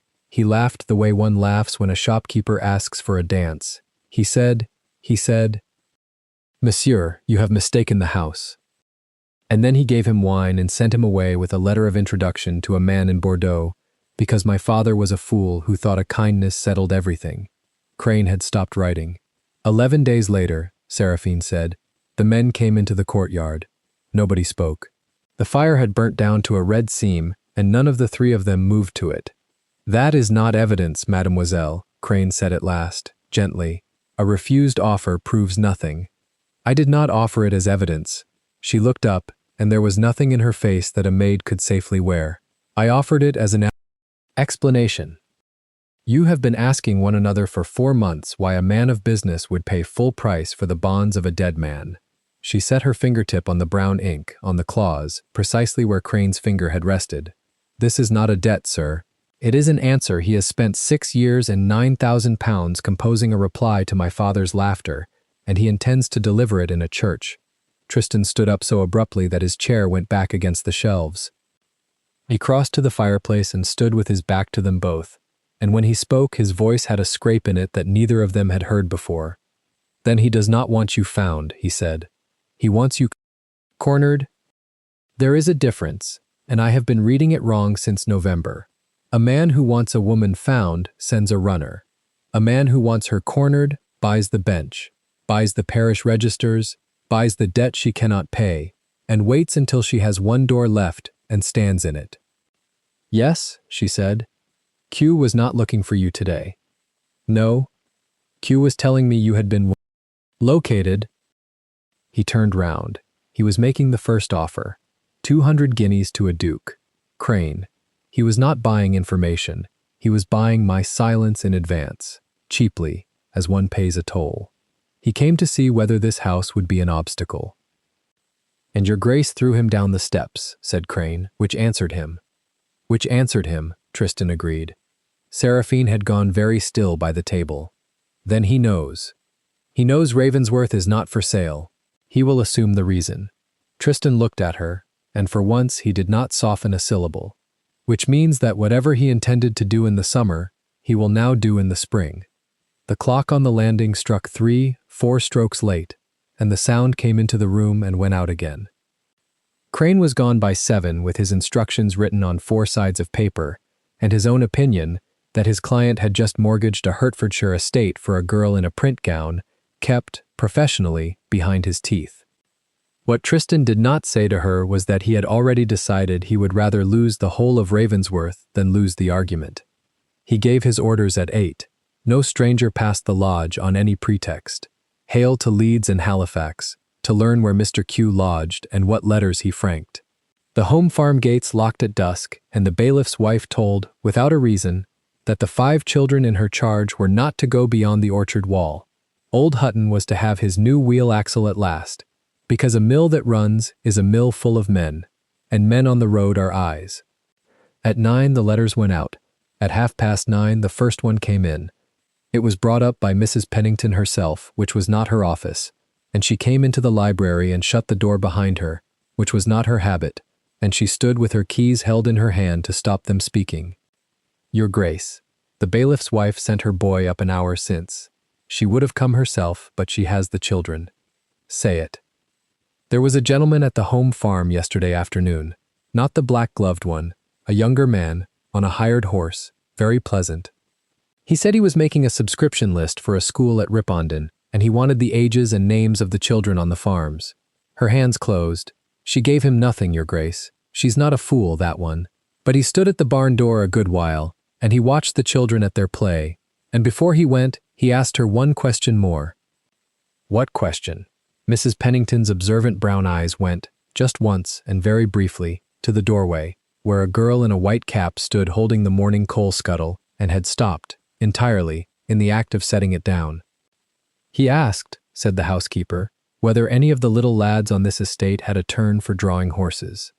The coal scuttle came down on the library boards with a sound that stopped all 3 of them. Seraphine set her hands flat on her apron and pressed until the shaking went out of them. "How long did he stand there?" "The bailiff's wife says half an hour," said Mrs. Pennington. "The children were at the orchard wall. He counted them twice." Tristan crossed to the window and looked down the avenue, where the March mud held 2 sets of wheel ruts that had no business there. "Then he has the number," he said. 5 children on a home farm that fed 4 last autumn." "He has more than the number," said Seraphine. "He has a question that only fits one boy." She went out before either of them answered her, and she did not go to the still room.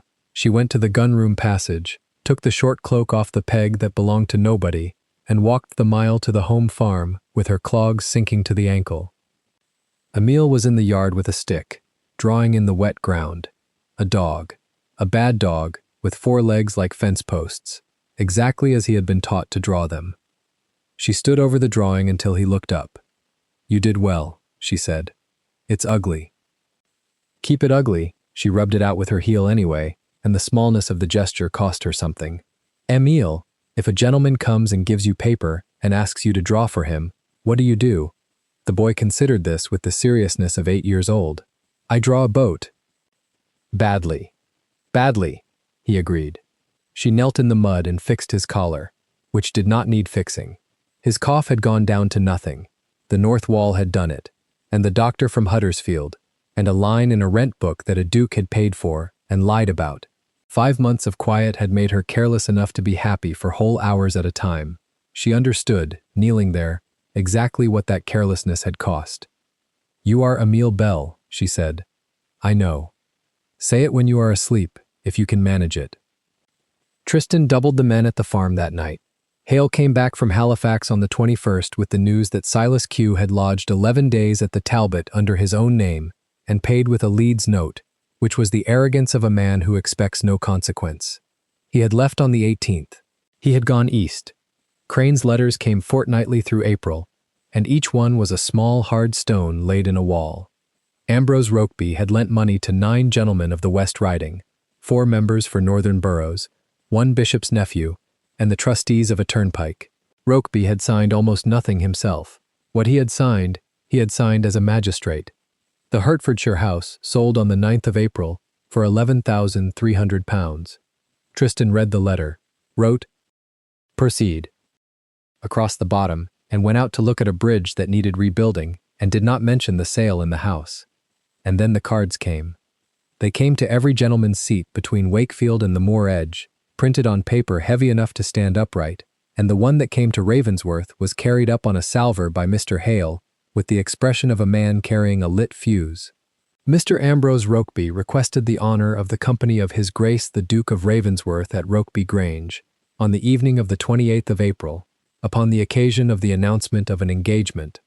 Tristan turned it over. The reverse was blank. "Whose engagement?" said Seraphine. "He has not written it." "Then it is a hook with nothing on it." "It is a hook," he said, "with a room on the end of it." He set the card against the inkstand where he could see it. "He has taken the trouble to fill a house with every name in this writing that matters. A man does that for one of 2 reasons, to be seen married or to be seen victorious. He cannot be seen married.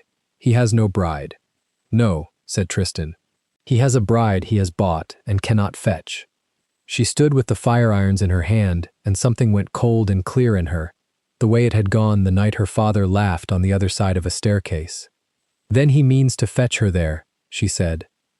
He did not go, of course. He wrote a refusal in the 3rd person and sent it by a groom, and gave orders that no vehicle should pass the lodge, and on the 24th of April, Mrs. Pennington came up the back stairs at 6 in the morning, with her cap still untied. 2 of the maids were gone. Not gone, sent for. Betty Hoyle's mother had been taken ill at Ripponden, and Anne Marsh's sister the same night at Sowerby Bridge, and the carts had come for both of them at first light, with money already paid for the journey.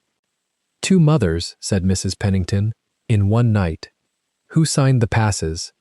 The housekeeper laid the paper on the desk. A justice's hand, the flourish of a man in love with his own signature, and beneath it, the word, Magistrate. Tristan stood up so fast the chair went over. Hale, the farm. The farm was quiet. The bailiff's wife was hanging linen. 4 children were in the yard. 4. The bailiff's wife said the constable had come at 5 with 2 men and a paper, and that she had asked to read the paper, and the constable had read it to her because she could not, and it had the king in it, and it had the word guardianship in it, and she had stood in the doorway and been told that obstructing an order of the bench was itself an offense. The boy had asked for his sister. They had told him she was waiting in the cart. Seraphine heard it standing in the yard with her hands at her sides. She did not scream. Everything in her went to a single point, the way water goes to a crack.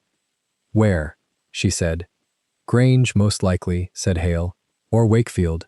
They'll have lodged him where a bench sits. He is at the Grange, said Seraphine. He wants him where the room is. Tristan was already turning for the horses. She put herself in front of him, which no servant in that house had ever done, and which she did without thinking about it at all. If you ride there tonight, you go as a man taking a child out of a magistrate's custody by force, she said. He will have 4 gentlemen at the window to swear to it. He will have your name in every paper by Friday, and my brother in a house you cannot find. Then what would you have me do? Wait until the 28th, she said, when the room is full. His jaw worked.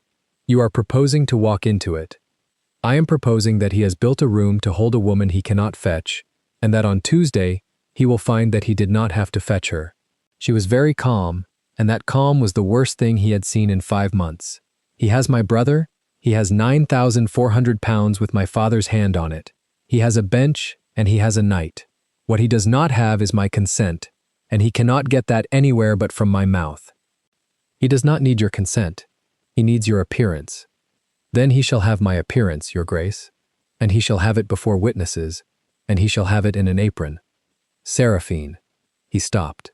The name had come out of him without permission, 5 months and a promise too early, in a farmyard with wet linen slapping on a line, and both of them heard it land. Not yet, she said quietly. You said not until you had every scrap of paper he holds. I have not got it. Then do not say it again until you do. She stepped out of his way.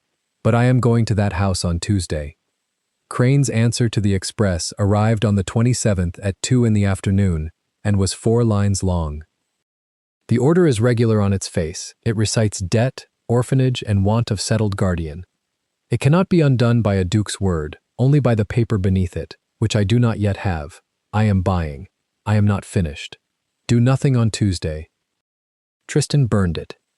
At 8 on the evening of the 28th of April, the drive at Rokeby Grange held 40 carriages, and the windows held enough wax to light a church.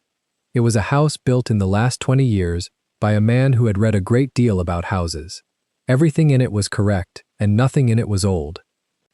Georgiana Calthorpe stood at the head of the long room with her fan closed, in ice blue threaded with silver, wearing the Calthorpe diamonds, which had been out of the family and in a strong room in Threadneedle Street for 2 years, and were now back around her throat. She had a smile she could hold for an hour without moving it. You are late with your announcement, sir, she said. I am exact with it, said Rokeby. My brother wishes to know what he is announcing. Your brother wishes to know when his paper falls due, said Rokeby, pleasantly. Both questions have the same answer, and the answer is, after supper. Georgiana's fan opened 3 inches. She had agreed to stand at the top of the room and say a certain sentence at a certain moment, and she had agreed to it in a morning room in London, where the words had sounded like a piece of theatre. Standing in the room itself, with 140 people in it, and her mother's diamonds warm on her collarbone, the theatre had a smell to it she had not expected. She said the sentence anyway, when the time came. She was a practical woman, and the diamonds were only lent. At 9:30, the doors at the lower end opened, and the Duke of Ravensworth walked in, and 40 conversations changed key. He had not been in a public room in Yorkshire in 3 years. He wore black, and the scar took the candlelight along the left jaw as he passed the sconces, and he came up the room without hurrying and stopped in front of his host. You did not answer my card, said Rokeby. I answered it. I declined. And yet, said Tristan. Behind him, 11 feet behind him, in a drab gown and a sacking apron with the soot of a morning grate still on it, a servant came in carrying nothing at all. The room noticed her the way a body notices a splinter. Slowly, then all at once. Rokeby's face did something that was not a smile and not surprise. It was the expression of a man watching a long sum come out. Ah, he said. Seraphine walked up the middle of the floor. The clogs sounded on the boards. She had pulled the white cap off in the carriage and left it on the seat, and her hair was under a kerchief, and there was a gray line of ash across one cheekbone that she had put there herself with her thumb. She stopped 6 feet from him. Where is my brother? Upstairs, said Rokeby. Warm. Fed. He has had 2 helpings of a dish he could not name. He turned the silver head of his cane once in his palm. He drew me a boat. Badly, I hope. Very badly. The thin smile arrived. He is a poor liar for a boy with such practice. Bring him down. Presently. Rokeby raised his voice, and the raising of it was unhurried, and carried to the walls, because he had rehearsed this in the room itself, twice, with the servants standing in for guests. My lords, ladies, you will forgive an interruption. There is a matter of law in this house tonight, and I would rather it were done in the light than in a corner. Somebody laughed, uncertain. Nobody left. 6 years ago, said Rokeby, a French gentleman of ancient family was shot in his own courtyard, leaving debts of some magnitude and 2 children. The debts came to England, so it seems, did the children. He looked at Seraphine without any hurry at all. Ladies and gentlemen, you are looking at Lady Seraphine de Valcourt, daughter of the Comte de Valcourt, who has passed 5 years in this county under the name of Sarah Bell, and 11 months of them scouring grates in the house of the gentleman standing beside her. The sound the room made was not a gasp. It was worse. It was the low, delighted, appalled murmur of 140 people who would each dine out on this for a year. Seraphine stood in the middle of it. She had thought, in the carriage, that she was ready. She was not ready for the sound.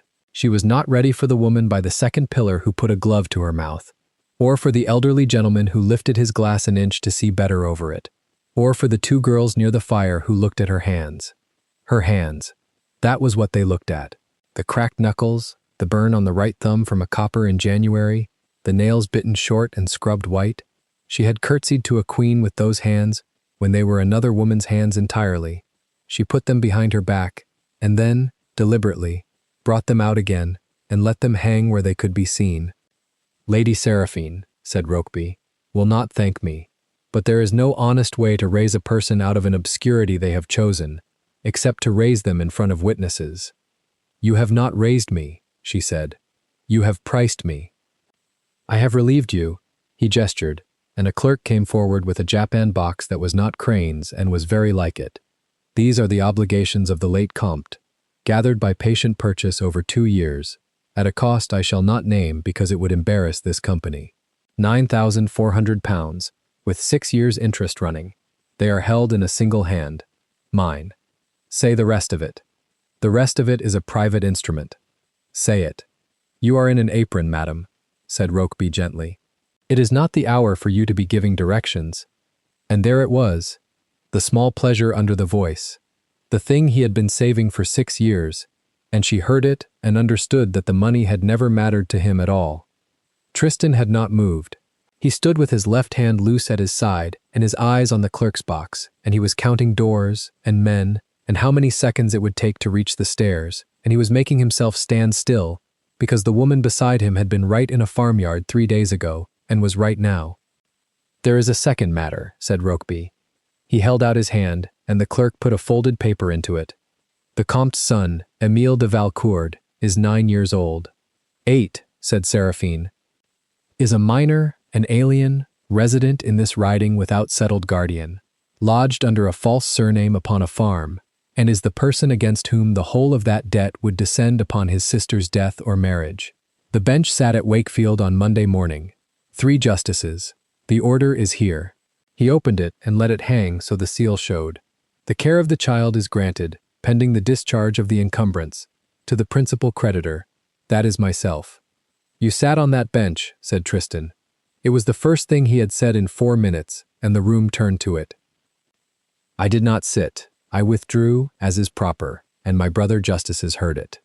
Who are in your book for 4,000 between them?" "Your Grace is welcome to say that in a place where it may be answered," said Rokeby. "Here it is merely rude." Seraphine took 1 step forward. "Give me the terms. Before this company? You brought this company. Then before this company." Rokeby inclined his head, and for the first time he looked entirely happy. "The whole of the debt is forgiven, the instruments delivered up and burned, the child restored, his father's name restored with him, the estate at Anjou redeemed, so far as it may be, upon the single consideration of a marriage between the surviving daughter of the Comte de Valcourt and the holder of the paper. Upon no other consideration whatsoever." Nobody in that room spoke. Somewhere behind the screen, a fiddler, who had been given no instruction to stop, played 4 more bars and then stopped on his own. Georgiana Calthorpe watched from the top of the room, and the thing she felt was not triumph. She had been told she was to announce an engagement. She had not been told she was to be furniture in it. "You have made me an offer," said Seraphine, "with my brother in the room above. I have made you an offer with your brother safe. There is a distinction, and you are clever enough to hold it." "And if I refuse?" "Then nothing is done to you at all," said Rokeby. "That is the elegance of it. The paper stands, it falls due. It is presented at Michaelmas. You cannot pay it. You are a foreign debtor living under a false name in the household of an unmarried peer, and no court in England will hear you say a word about coercion, because you will have refused a settlement that every man in this room heard offered on generous terms." He folded the order again. "And the boy remains where the bench has put him, which is with the man who is paying for his shoes. You do not want a wife." "I want," said Rokeby, "what was refused." He said it quietly, and only she was near enough to hear the whole of it, and she understood then that everything else in the room, the wax, the diamonds, the 140 witnesses, was scenery built around one sentence spoken in a house on the Rue de Varennes in April of 1814. "My father laughed at you," she said. "Your father," said Rokeby, "was 11 days from being shot." She hit him. Not with her hand. She did not touch him. She turned her back on him, which in that room, in that year, was the loudest sound anyone made all evening, and she walked 6 paces to the foot of the great stairs and put her hand on the newel and said, "Up into the house," in a voice that carried to the top landing, "Émile, ne dessine pas." A door opened somewhere above. "Take her from the stair," said Rokeby. 2 men came off the wall. They were not footmen, they wore no livery, and they had the shoulders of men who were paid by the constable. Tristan moved then, and the whole room saw a duke cross a floor, and Rokeby's cane came up level across his chest, and Rokeby's voice was almost kind. "An order of the bench, your grace, in front of the Lord Lieutenant's brother, 2 members, and a bishop's nephew. Lay a hand on my man, and by Friday you are a peer who resisted the law to keep a young woman in his house. Think what they will say she was doing there." Tristan stopped. Every muscle in him was a drawn wire, and he stopped. "That's better," said Rokeby. They took her by the arms. She did not fight. She had decided in the carriage that she would not fight, because a woman who is dragged is a woman who was mad, and a woman who walks is a woman who was wronged. And there were 140 people who would tell this story for 20 years, and she meant them to tell it correctly. So she walked. And halfway down the room, with a man's grip on each arm and the ash on her cheek and the whole of the West Riding standing back from her as though she carried fever, she stopped, and the men stopped because she had made it awkward not to. She looked at the room. "My name is Séraphine de Valcourt," she said. "My father was Henri Auguste, Comte de Valcourt. He was shot in his courtyard in the April of 1814, 11 days after he refused this gentleman's proposal of marriage on my behalf." She let that sit for exactly as long as it needed to. "I have scrubbed grates in this county for 2 years, and I am not ashamed of 1 hour of it. Look at me now, if you please. Look properly, because in a month you will all be telling each other what I looked like, and I should like you to get it right." Then she turned her head and found Tristan. "Your Grace," she said, "the rent book is under the 3rd ledger. The Marsden column is corrected to Lady Day." He said nothing. He could not. They took her out through the doors at the lower end. Upstairs, a small boy in a coat that had been bought for him that morning was sitting on the edge of a bed with a piece of good paper on his knee and a pencil in his hand, and a strange servant standing in the doorway who had told him, twice, that a gentleman would be very pleased if he drew a horse. He had heard his sister's voice come up the stairwell. He had heard 4 words of French. He looked at the paper.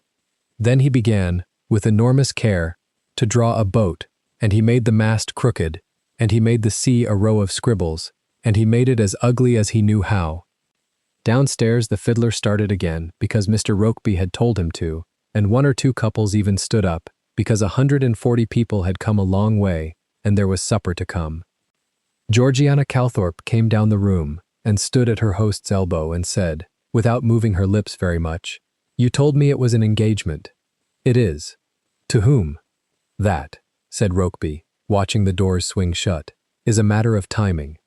She looked at the closed doors for a long moment, then she snapped her fan open and smiled at a dowager coming toward her and said something amusing about the lateness of the supper, because her brother owed this man 900 pounds and the diamonds around her throat were not hers. But she did not sleep that night, and in the morning she asked her maid, twice, whether anyone knew where they had taken the Frenchwoman. Tristan Devereux walked out of Rokeby Grange at 11 o'clock and did not call for his carriage.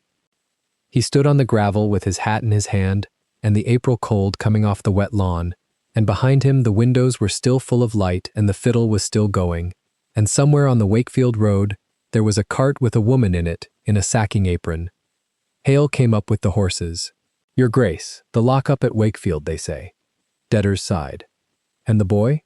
"Kept here." Tristan put his hat on. "Ride to Leeds tonight," he said. "Find Crane, wherever he is sleeping, and put him in a chaise.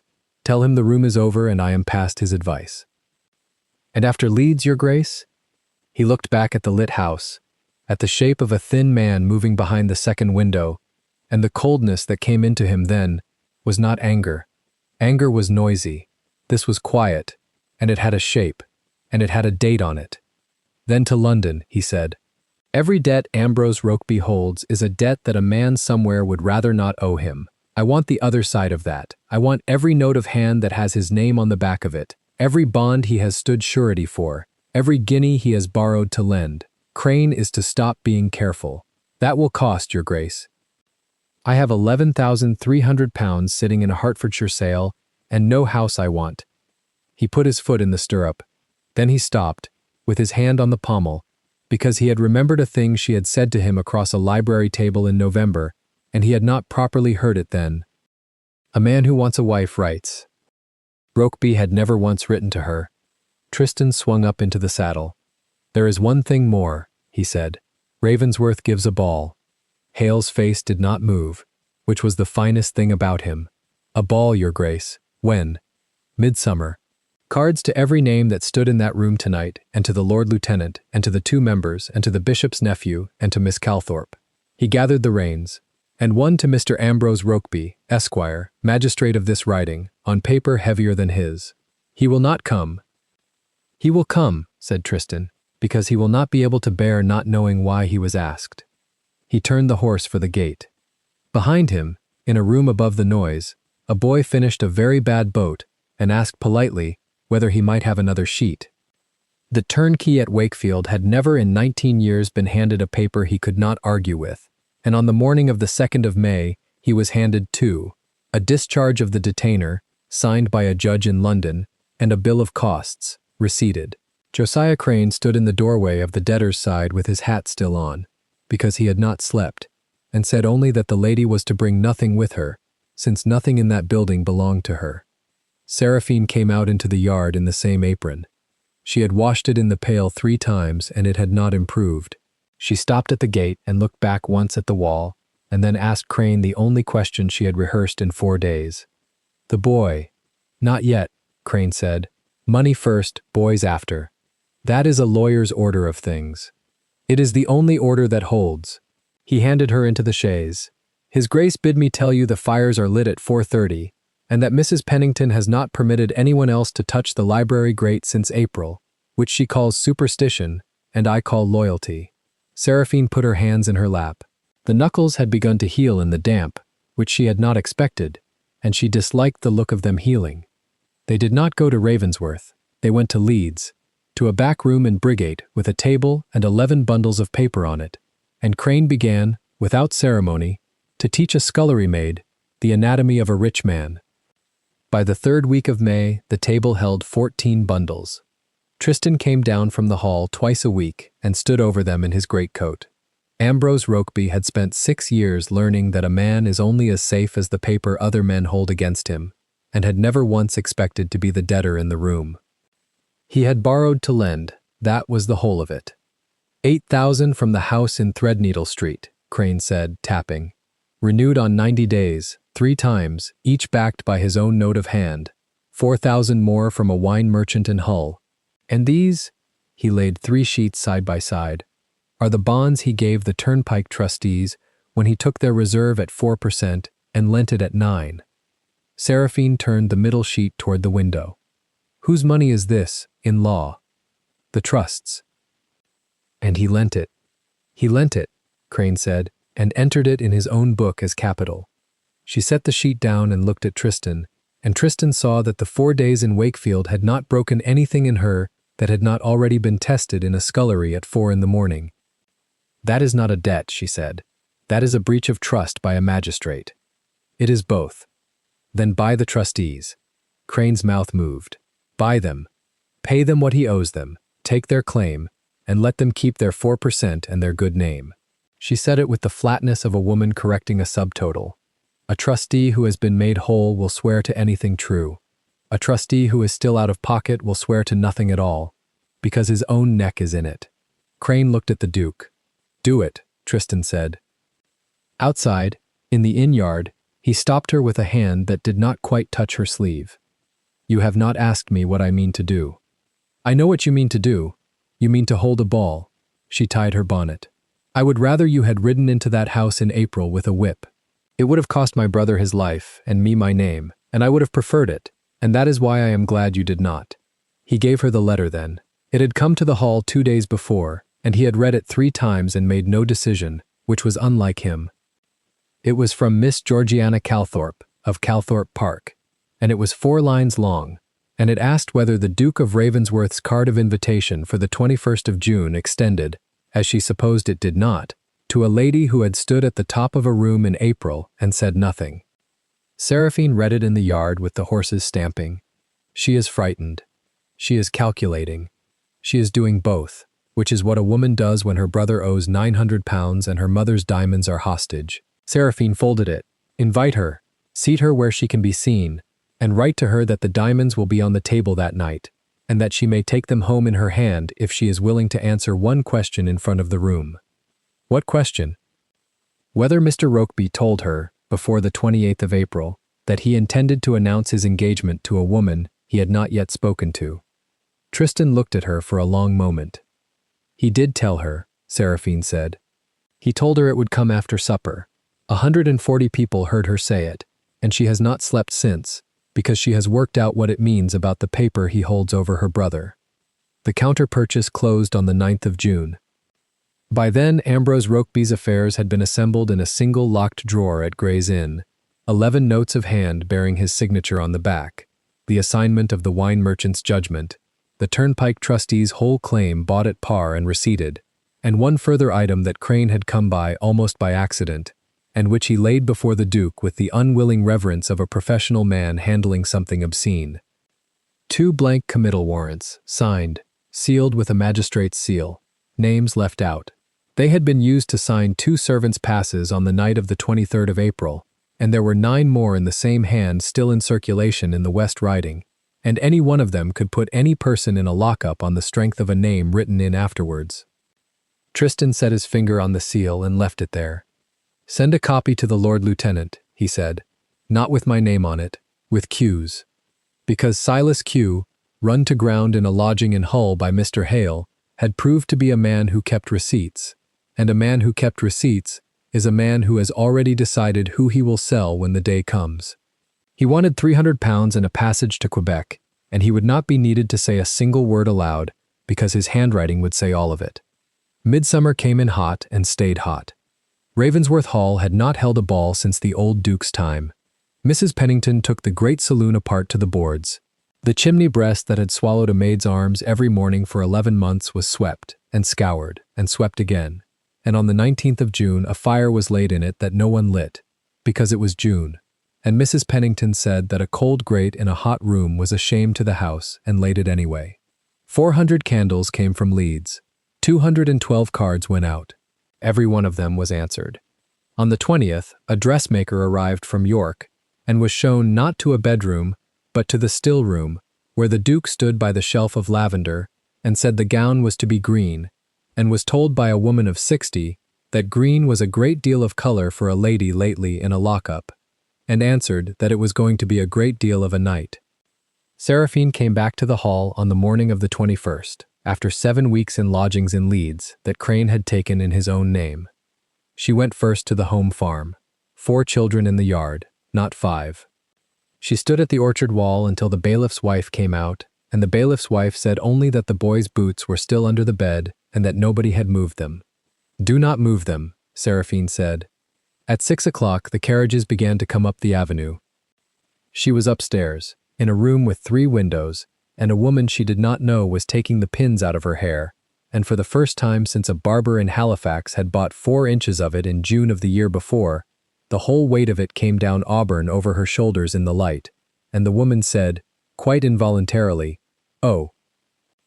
The gown was emerald silk, the gloves were white to the elbow and covered the knuckles, and Seraphine put them on and then drew the right one off again and left it off, and no one argued with her. She took her mother's crucifix out of the bodice where it had lived for 5 years and let it lie on the outside of the silk, on her skin, where every person in that room would see it. At 9:30, Ambrose Rokeby's carriage came up the avenue at a walk, and he sat in it for a full minute after it had stopped. He had accepted because the card had been printed on paper heavier than his own, and had told himself, in the way of men who have won, that a defeated duke will sometimes purchase peace with a dinner. He had brought the box, and he had brought the boy, because a magistrate does not part with his security. And Émile de Valcourt sat opposite him in a new coat with his hands folded, having been told that his sister would be at the dance. That much, at least, was true. The saloon held 311 people, and the noise of it stopped in sections. Rokeby came in and was announced and made his bow toward the top of the room, and it took him perhaps 4 seconds to understand that no one had turned to look at him, because they were all looking at the same thing, and it was standing on the 3rd step of the staircase with one glove off. Auburn hair, green silk, a silver crucifix. He had seen her last in sacking, with ash on her face, being carried out of his own house by 2 men in a room he had built for exactly that purpose. He had gone home that night and slept for 9 hours, the first such sleep since 1814. He looked at her now, and his ringed hand tightened on the head of his cane, and Séraphine de Valcourt came down 3 steps and made him a curtsy. It was the court curtsy. It went very low, and it held. She held it 7 seconds, in front of the Lord Lieutenant of the Riding, and 2 members of Parliament, and a bishop's nephew, and 140 people who had watched her hauled out of a saloon in April, and when she rose, she said, "Mr. Rokeby, you are welcome in this house." The room made a sound. It was not applause. It was worse for him than applause. It was 300 people understanding at once that they had been invited to a thing, and not to a ball. Tristan Devereux was at the fireplace. He had been there the whole time, and he came forward now, and he was in black, and he was not smiling, and he stopped in the middle of the floor where the dancing should have been, and did not clear his throat or raise his voice, because a duke in his own saloon does not need to. "You will forgive me," he said, "for keeping you from the music a quarter of an hour." 2 footmen carried in a table and set it in the middle of the floor. Crane came behind it and laid on it, in order, without hurry, a japanned box of his own, and 11 notes of hand, and a receipted judgment, and a bond, and a bundle of blank warrants tied in red tape. 6 years ago, Tristan said, a gentleman of this writing was refused by a French nobleman in the Rue de Varennes, and answered it by buying that gentleman's debts, 1 line at a time, through 3 agents, over 2 years, at prices from 1 shilling in the pound to par. He put 1 finger on the deed of assignment. The whole sum, £9,400 with 6 years' interest, is forgiven upon 1 condition, which he read aloud in his own house in April, and which some of you may prefer I read again. "You will not read it," Rokeby said. "Upon marriage between the assignee and the surviving daughter of the Count. Upon no other consideration whatsoever." Tristan looked up. "That is marriage brocage.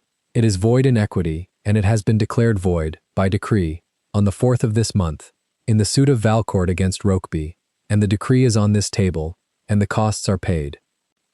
Rokeby did not move toward the table.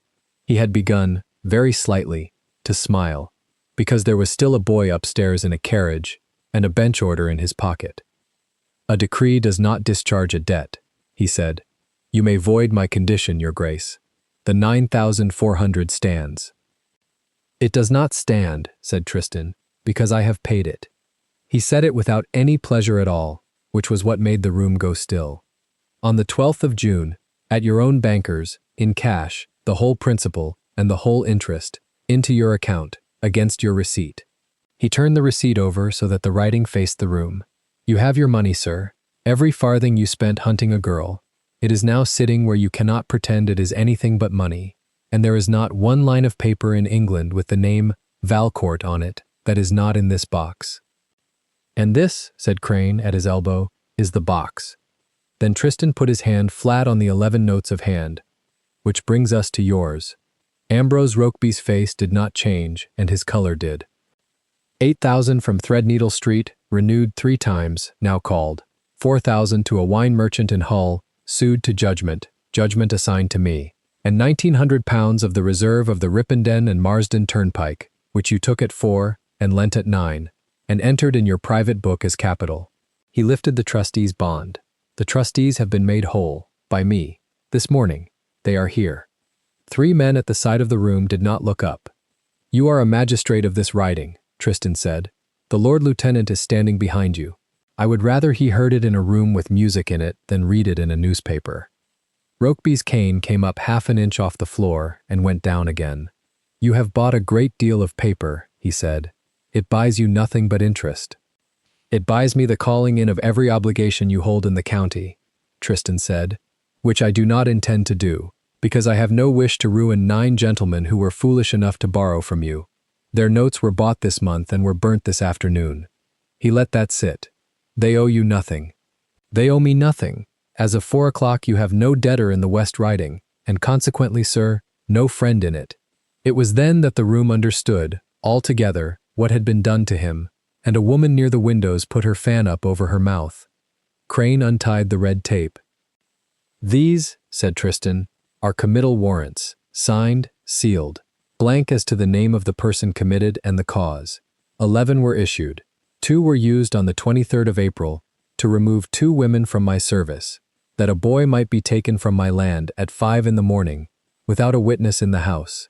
Their names were Betty Hoyle and Anne Marsh. They are servants and they cannot sue you, so I shall do it in their room. You cannot prove my hand. I do not need to. Mr. Silas Q kept his accounts." Crane laid down a slim book. 6 years of them, in his own writing, in Leeds notes, with dates. He sailed from Hull on Tuesday. He left the book. Ambrose Rokeby stood in the middle of a lighted room with 300 people around him, and for the first time in 6 years there was nothing in his hand. "The Lord Lieutenant has had a copy since Friday," Tristan said. "You will be off the bench by Michaelmas. That is not my doing. That is the seal." And then Georgiana Calthorpe stepped out of the crowd. She was in ice blue, and she wore no diamonds at all, and the absence of them was the loudest thing she could possibly have done. She came to the edge of the table, and she did not look at Rokeby. "On the 28th of April," she said, to the room, "in my hearing, before supper, Mr. Rokeby told me that his engagement would be announced that night. He did not tell me the lady's name. I had not been asked. I do not believe she had been asked either." She put her hand on the table. "I said one sentence at his direction. I have thought about it for 8 weeks. My brother owes him £900. 600, said Crane mildly. 300 was interest, and interest at that rate is not lawful. The note is here. Miss Calthorpe, it is yours." She took it and did not open it, and her hand shook exactly once. "Your mother's diamonds are in the small parlor," Tristan said. "They were redeemed on Thursday. They were never his."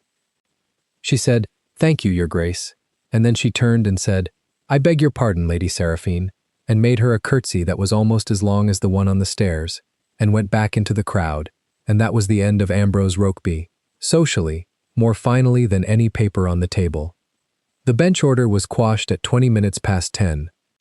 It was done by a fat man in a plain coat, who had ridden from Wakefield, and who read it out in the voice of a man reading a hymn number, that the guardianship granted the 24th of April upon the petition of the principal creditor was discharged, the charge being satisfied, the petitioner having no interest, and the order having been obtained upon a consideration adjudged void.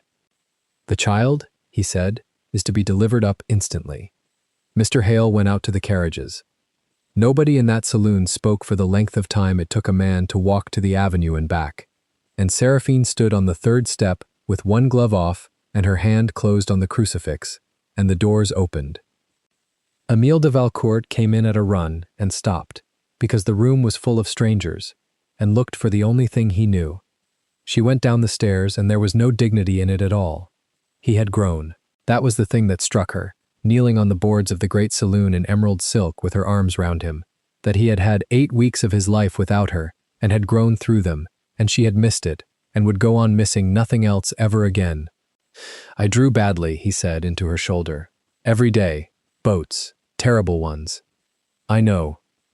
He gave me a whole quire of paper. I know, my heart. Can I stop now?" Seraphine de Valcourt lifted her face, and 300 people saw the ash-colored eyes of a scullery maid in a French girl's head, sea green with a ring of amber around the pupil, and she said, "Yes, draw the horse." Someone found the boy a pencil. He put the sheet on the corner of the table where the ruin of a magistrate was still lying, and he drew, as he had been taught by his father, who had been taught by a drawing master in Anjou, 3/4 view, near foreleg lifted, mane in 7 strokes. Rokeby watched him do it, and the last thing he had to say came out of him almost as a whisper. 11 days, he said. Your father laughed at me for 11 days, and then he was shot in his own yard, and I have never once been asked whether I regretted it." "No one is asking now," Tristan said. "Get out of my house." He went. The cane went first, and the man after it, and the double doors were closed behind him by 2 footmen who had been instructed, particularly, not to hurry. The Duke of Ravensworth crossed his own saloon. He did it in the sight of the whole riding, and he took his time about it, and when he reached the foot of the staircase, he stopped 1 step further away than a gentleman ought. Then he turned his head, deliberately, into the candles, so that the left side of his jaw was lit, and the burn ran white from the jawline down into the collar of his cravat, where 6 years of careful tailoring had hidden it, and he pulled off his left glove and let the room see that hand too. "I have gone out of doors for 6 years with my left side to the wall," he said. "Tonight I have a use for it." He looked up at her. "In May of 1814, in Grosvenor Square, I crossed a room to ask a girl at the 3rd window for a dance, and my regiment called me out before she could answer, and I have been curious about that answer for 6 years. I did not know her name. I have known it since the 21st of October, at 4 in the morning, on my knees in front of that grate, when she lifted her face and I saw a color of eye I had already been unable to forget." He said it then, out loud, for the first time. "Lady Seraphine de Valcourt." The room heard the name of a house that had been shot in a courtyard, spoken by a duke, in a lighted saloon, and the room stood up under it.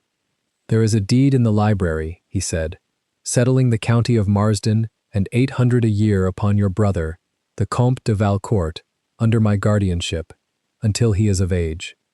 It is signed. You may read it before you answer me, and I would rather you did, because I do not wish you to think that anything on that table has any bearing on what I am about to ask." He put out his hand, ungloved and burnt. "Will you dance?" Seraphine came down the last step. She took his ruined hand in her bare one, in front of 300 people, and she said, "You were the only one who ever truly saw me," and the fiddles, which had been waiting an hour and a quarter, began. They cleared the floor. The Lord Lieutenant himself moved a chair. At 1:15 midnight the last of them went home, and the great saloon was empty, and the servants had been sent to bed, and Mrs. Pennington, who did not go to bed, brought a taper into the room, where a fire had been laid 2 days before and never lit. The paper was carried down in the japanned box, the bonds under the Count's hand, the tailor's bill from the Rue Vivienne, the coachmaker, the wine merchant, the worthless mortgages of Anjou, 6 years of a man's patience. Seraphine knelt at the chimney breast in emerald silk. She had knelt there 430 times with a bucket of black lead and a brush, at 4 o'clock, working backward toward the door so as not to mark the boards, and she knelt there now and put the first bond into the grate herself and held the taper to the corner. It took slowly, the way old rag paper does, then all at once. Emile, who had been permitted to stay up for it, fed in the mortgages one at a time and asked whether they were worth anything, and was told they were worth nothing at all now and had never been worth anything but a man's grudge. Mrs. Pennington stood by with her keys and watched the grate she had made a girl scrub every morning of an English winter, and when the last sheet went white she said, "That will want doing again in the morning." "It will," said Seraphine. "Not by you." No, she stood and shook out her skirts, and the ash went up in the draught. "Not by me." Tristan Devereux married her in the parish church at Ravensworth on the 14th of September 1820, with the whole home farm in the pews. Emile signed the register in a hand that was improving. Georgiana Calthorpe was there in her mother's diamonds and cried in a way that surprised her. Ambrose Rokeby was struck off the commission of the peace at Michaelmas, compounded with his creditors at 11 shillings in the pound, and sold the Grange in the spring. He was not imprisoned and he was not killed. He was, which is a great deal worse in Yorkshire, no longer asked. Betty Hoyle and Anne Marsh came back into service in July, at raised wages, and told the story badly, and often, for 20 years. And on a morning in November, the Duchess of Ravensworth came down the great staircase before her household was awake, out of habit that would not die, and found the 7th step from the top creaking under her as it had always done, and stood a moment in the dark saloon looking at a clean grate. A woman who is looked at is furniture. A woman who is looked past is a servant. She had been both in that room at 4 in the morning for 11 months, and had been neither for one moment of it, because on the far side of the fire, in the dark, a man with a burnt jaw had been unable to sleep, and had come down, and had bothered to raise a candle to her face. Everything she was given afterward was only the paperwork of that. She had not been rescued, she had been recognized. If this story moved you, stop for a moment and reflect. Have you ever hidden something precious the way Seraphine hid her mother's silver crucifix in the bodice of a scullery dress, simply to survive another morning? Has anyone ever truly recognized you, the way Tristan knew those sea-green eyes across a room of strangers, when the whole world saw only the apron? And what would you have burned in that hearth, if you could finally hold the paper that owned your family's name? Tell us your experiences and feelings in the comments. We read them all. And if you believe in stories about hidden dignity, poetic justice, and love that recognizes the soul beneath the ashes, leave a like, be sure to subscribe to the channel, and click join to become a part of our community and help the channel.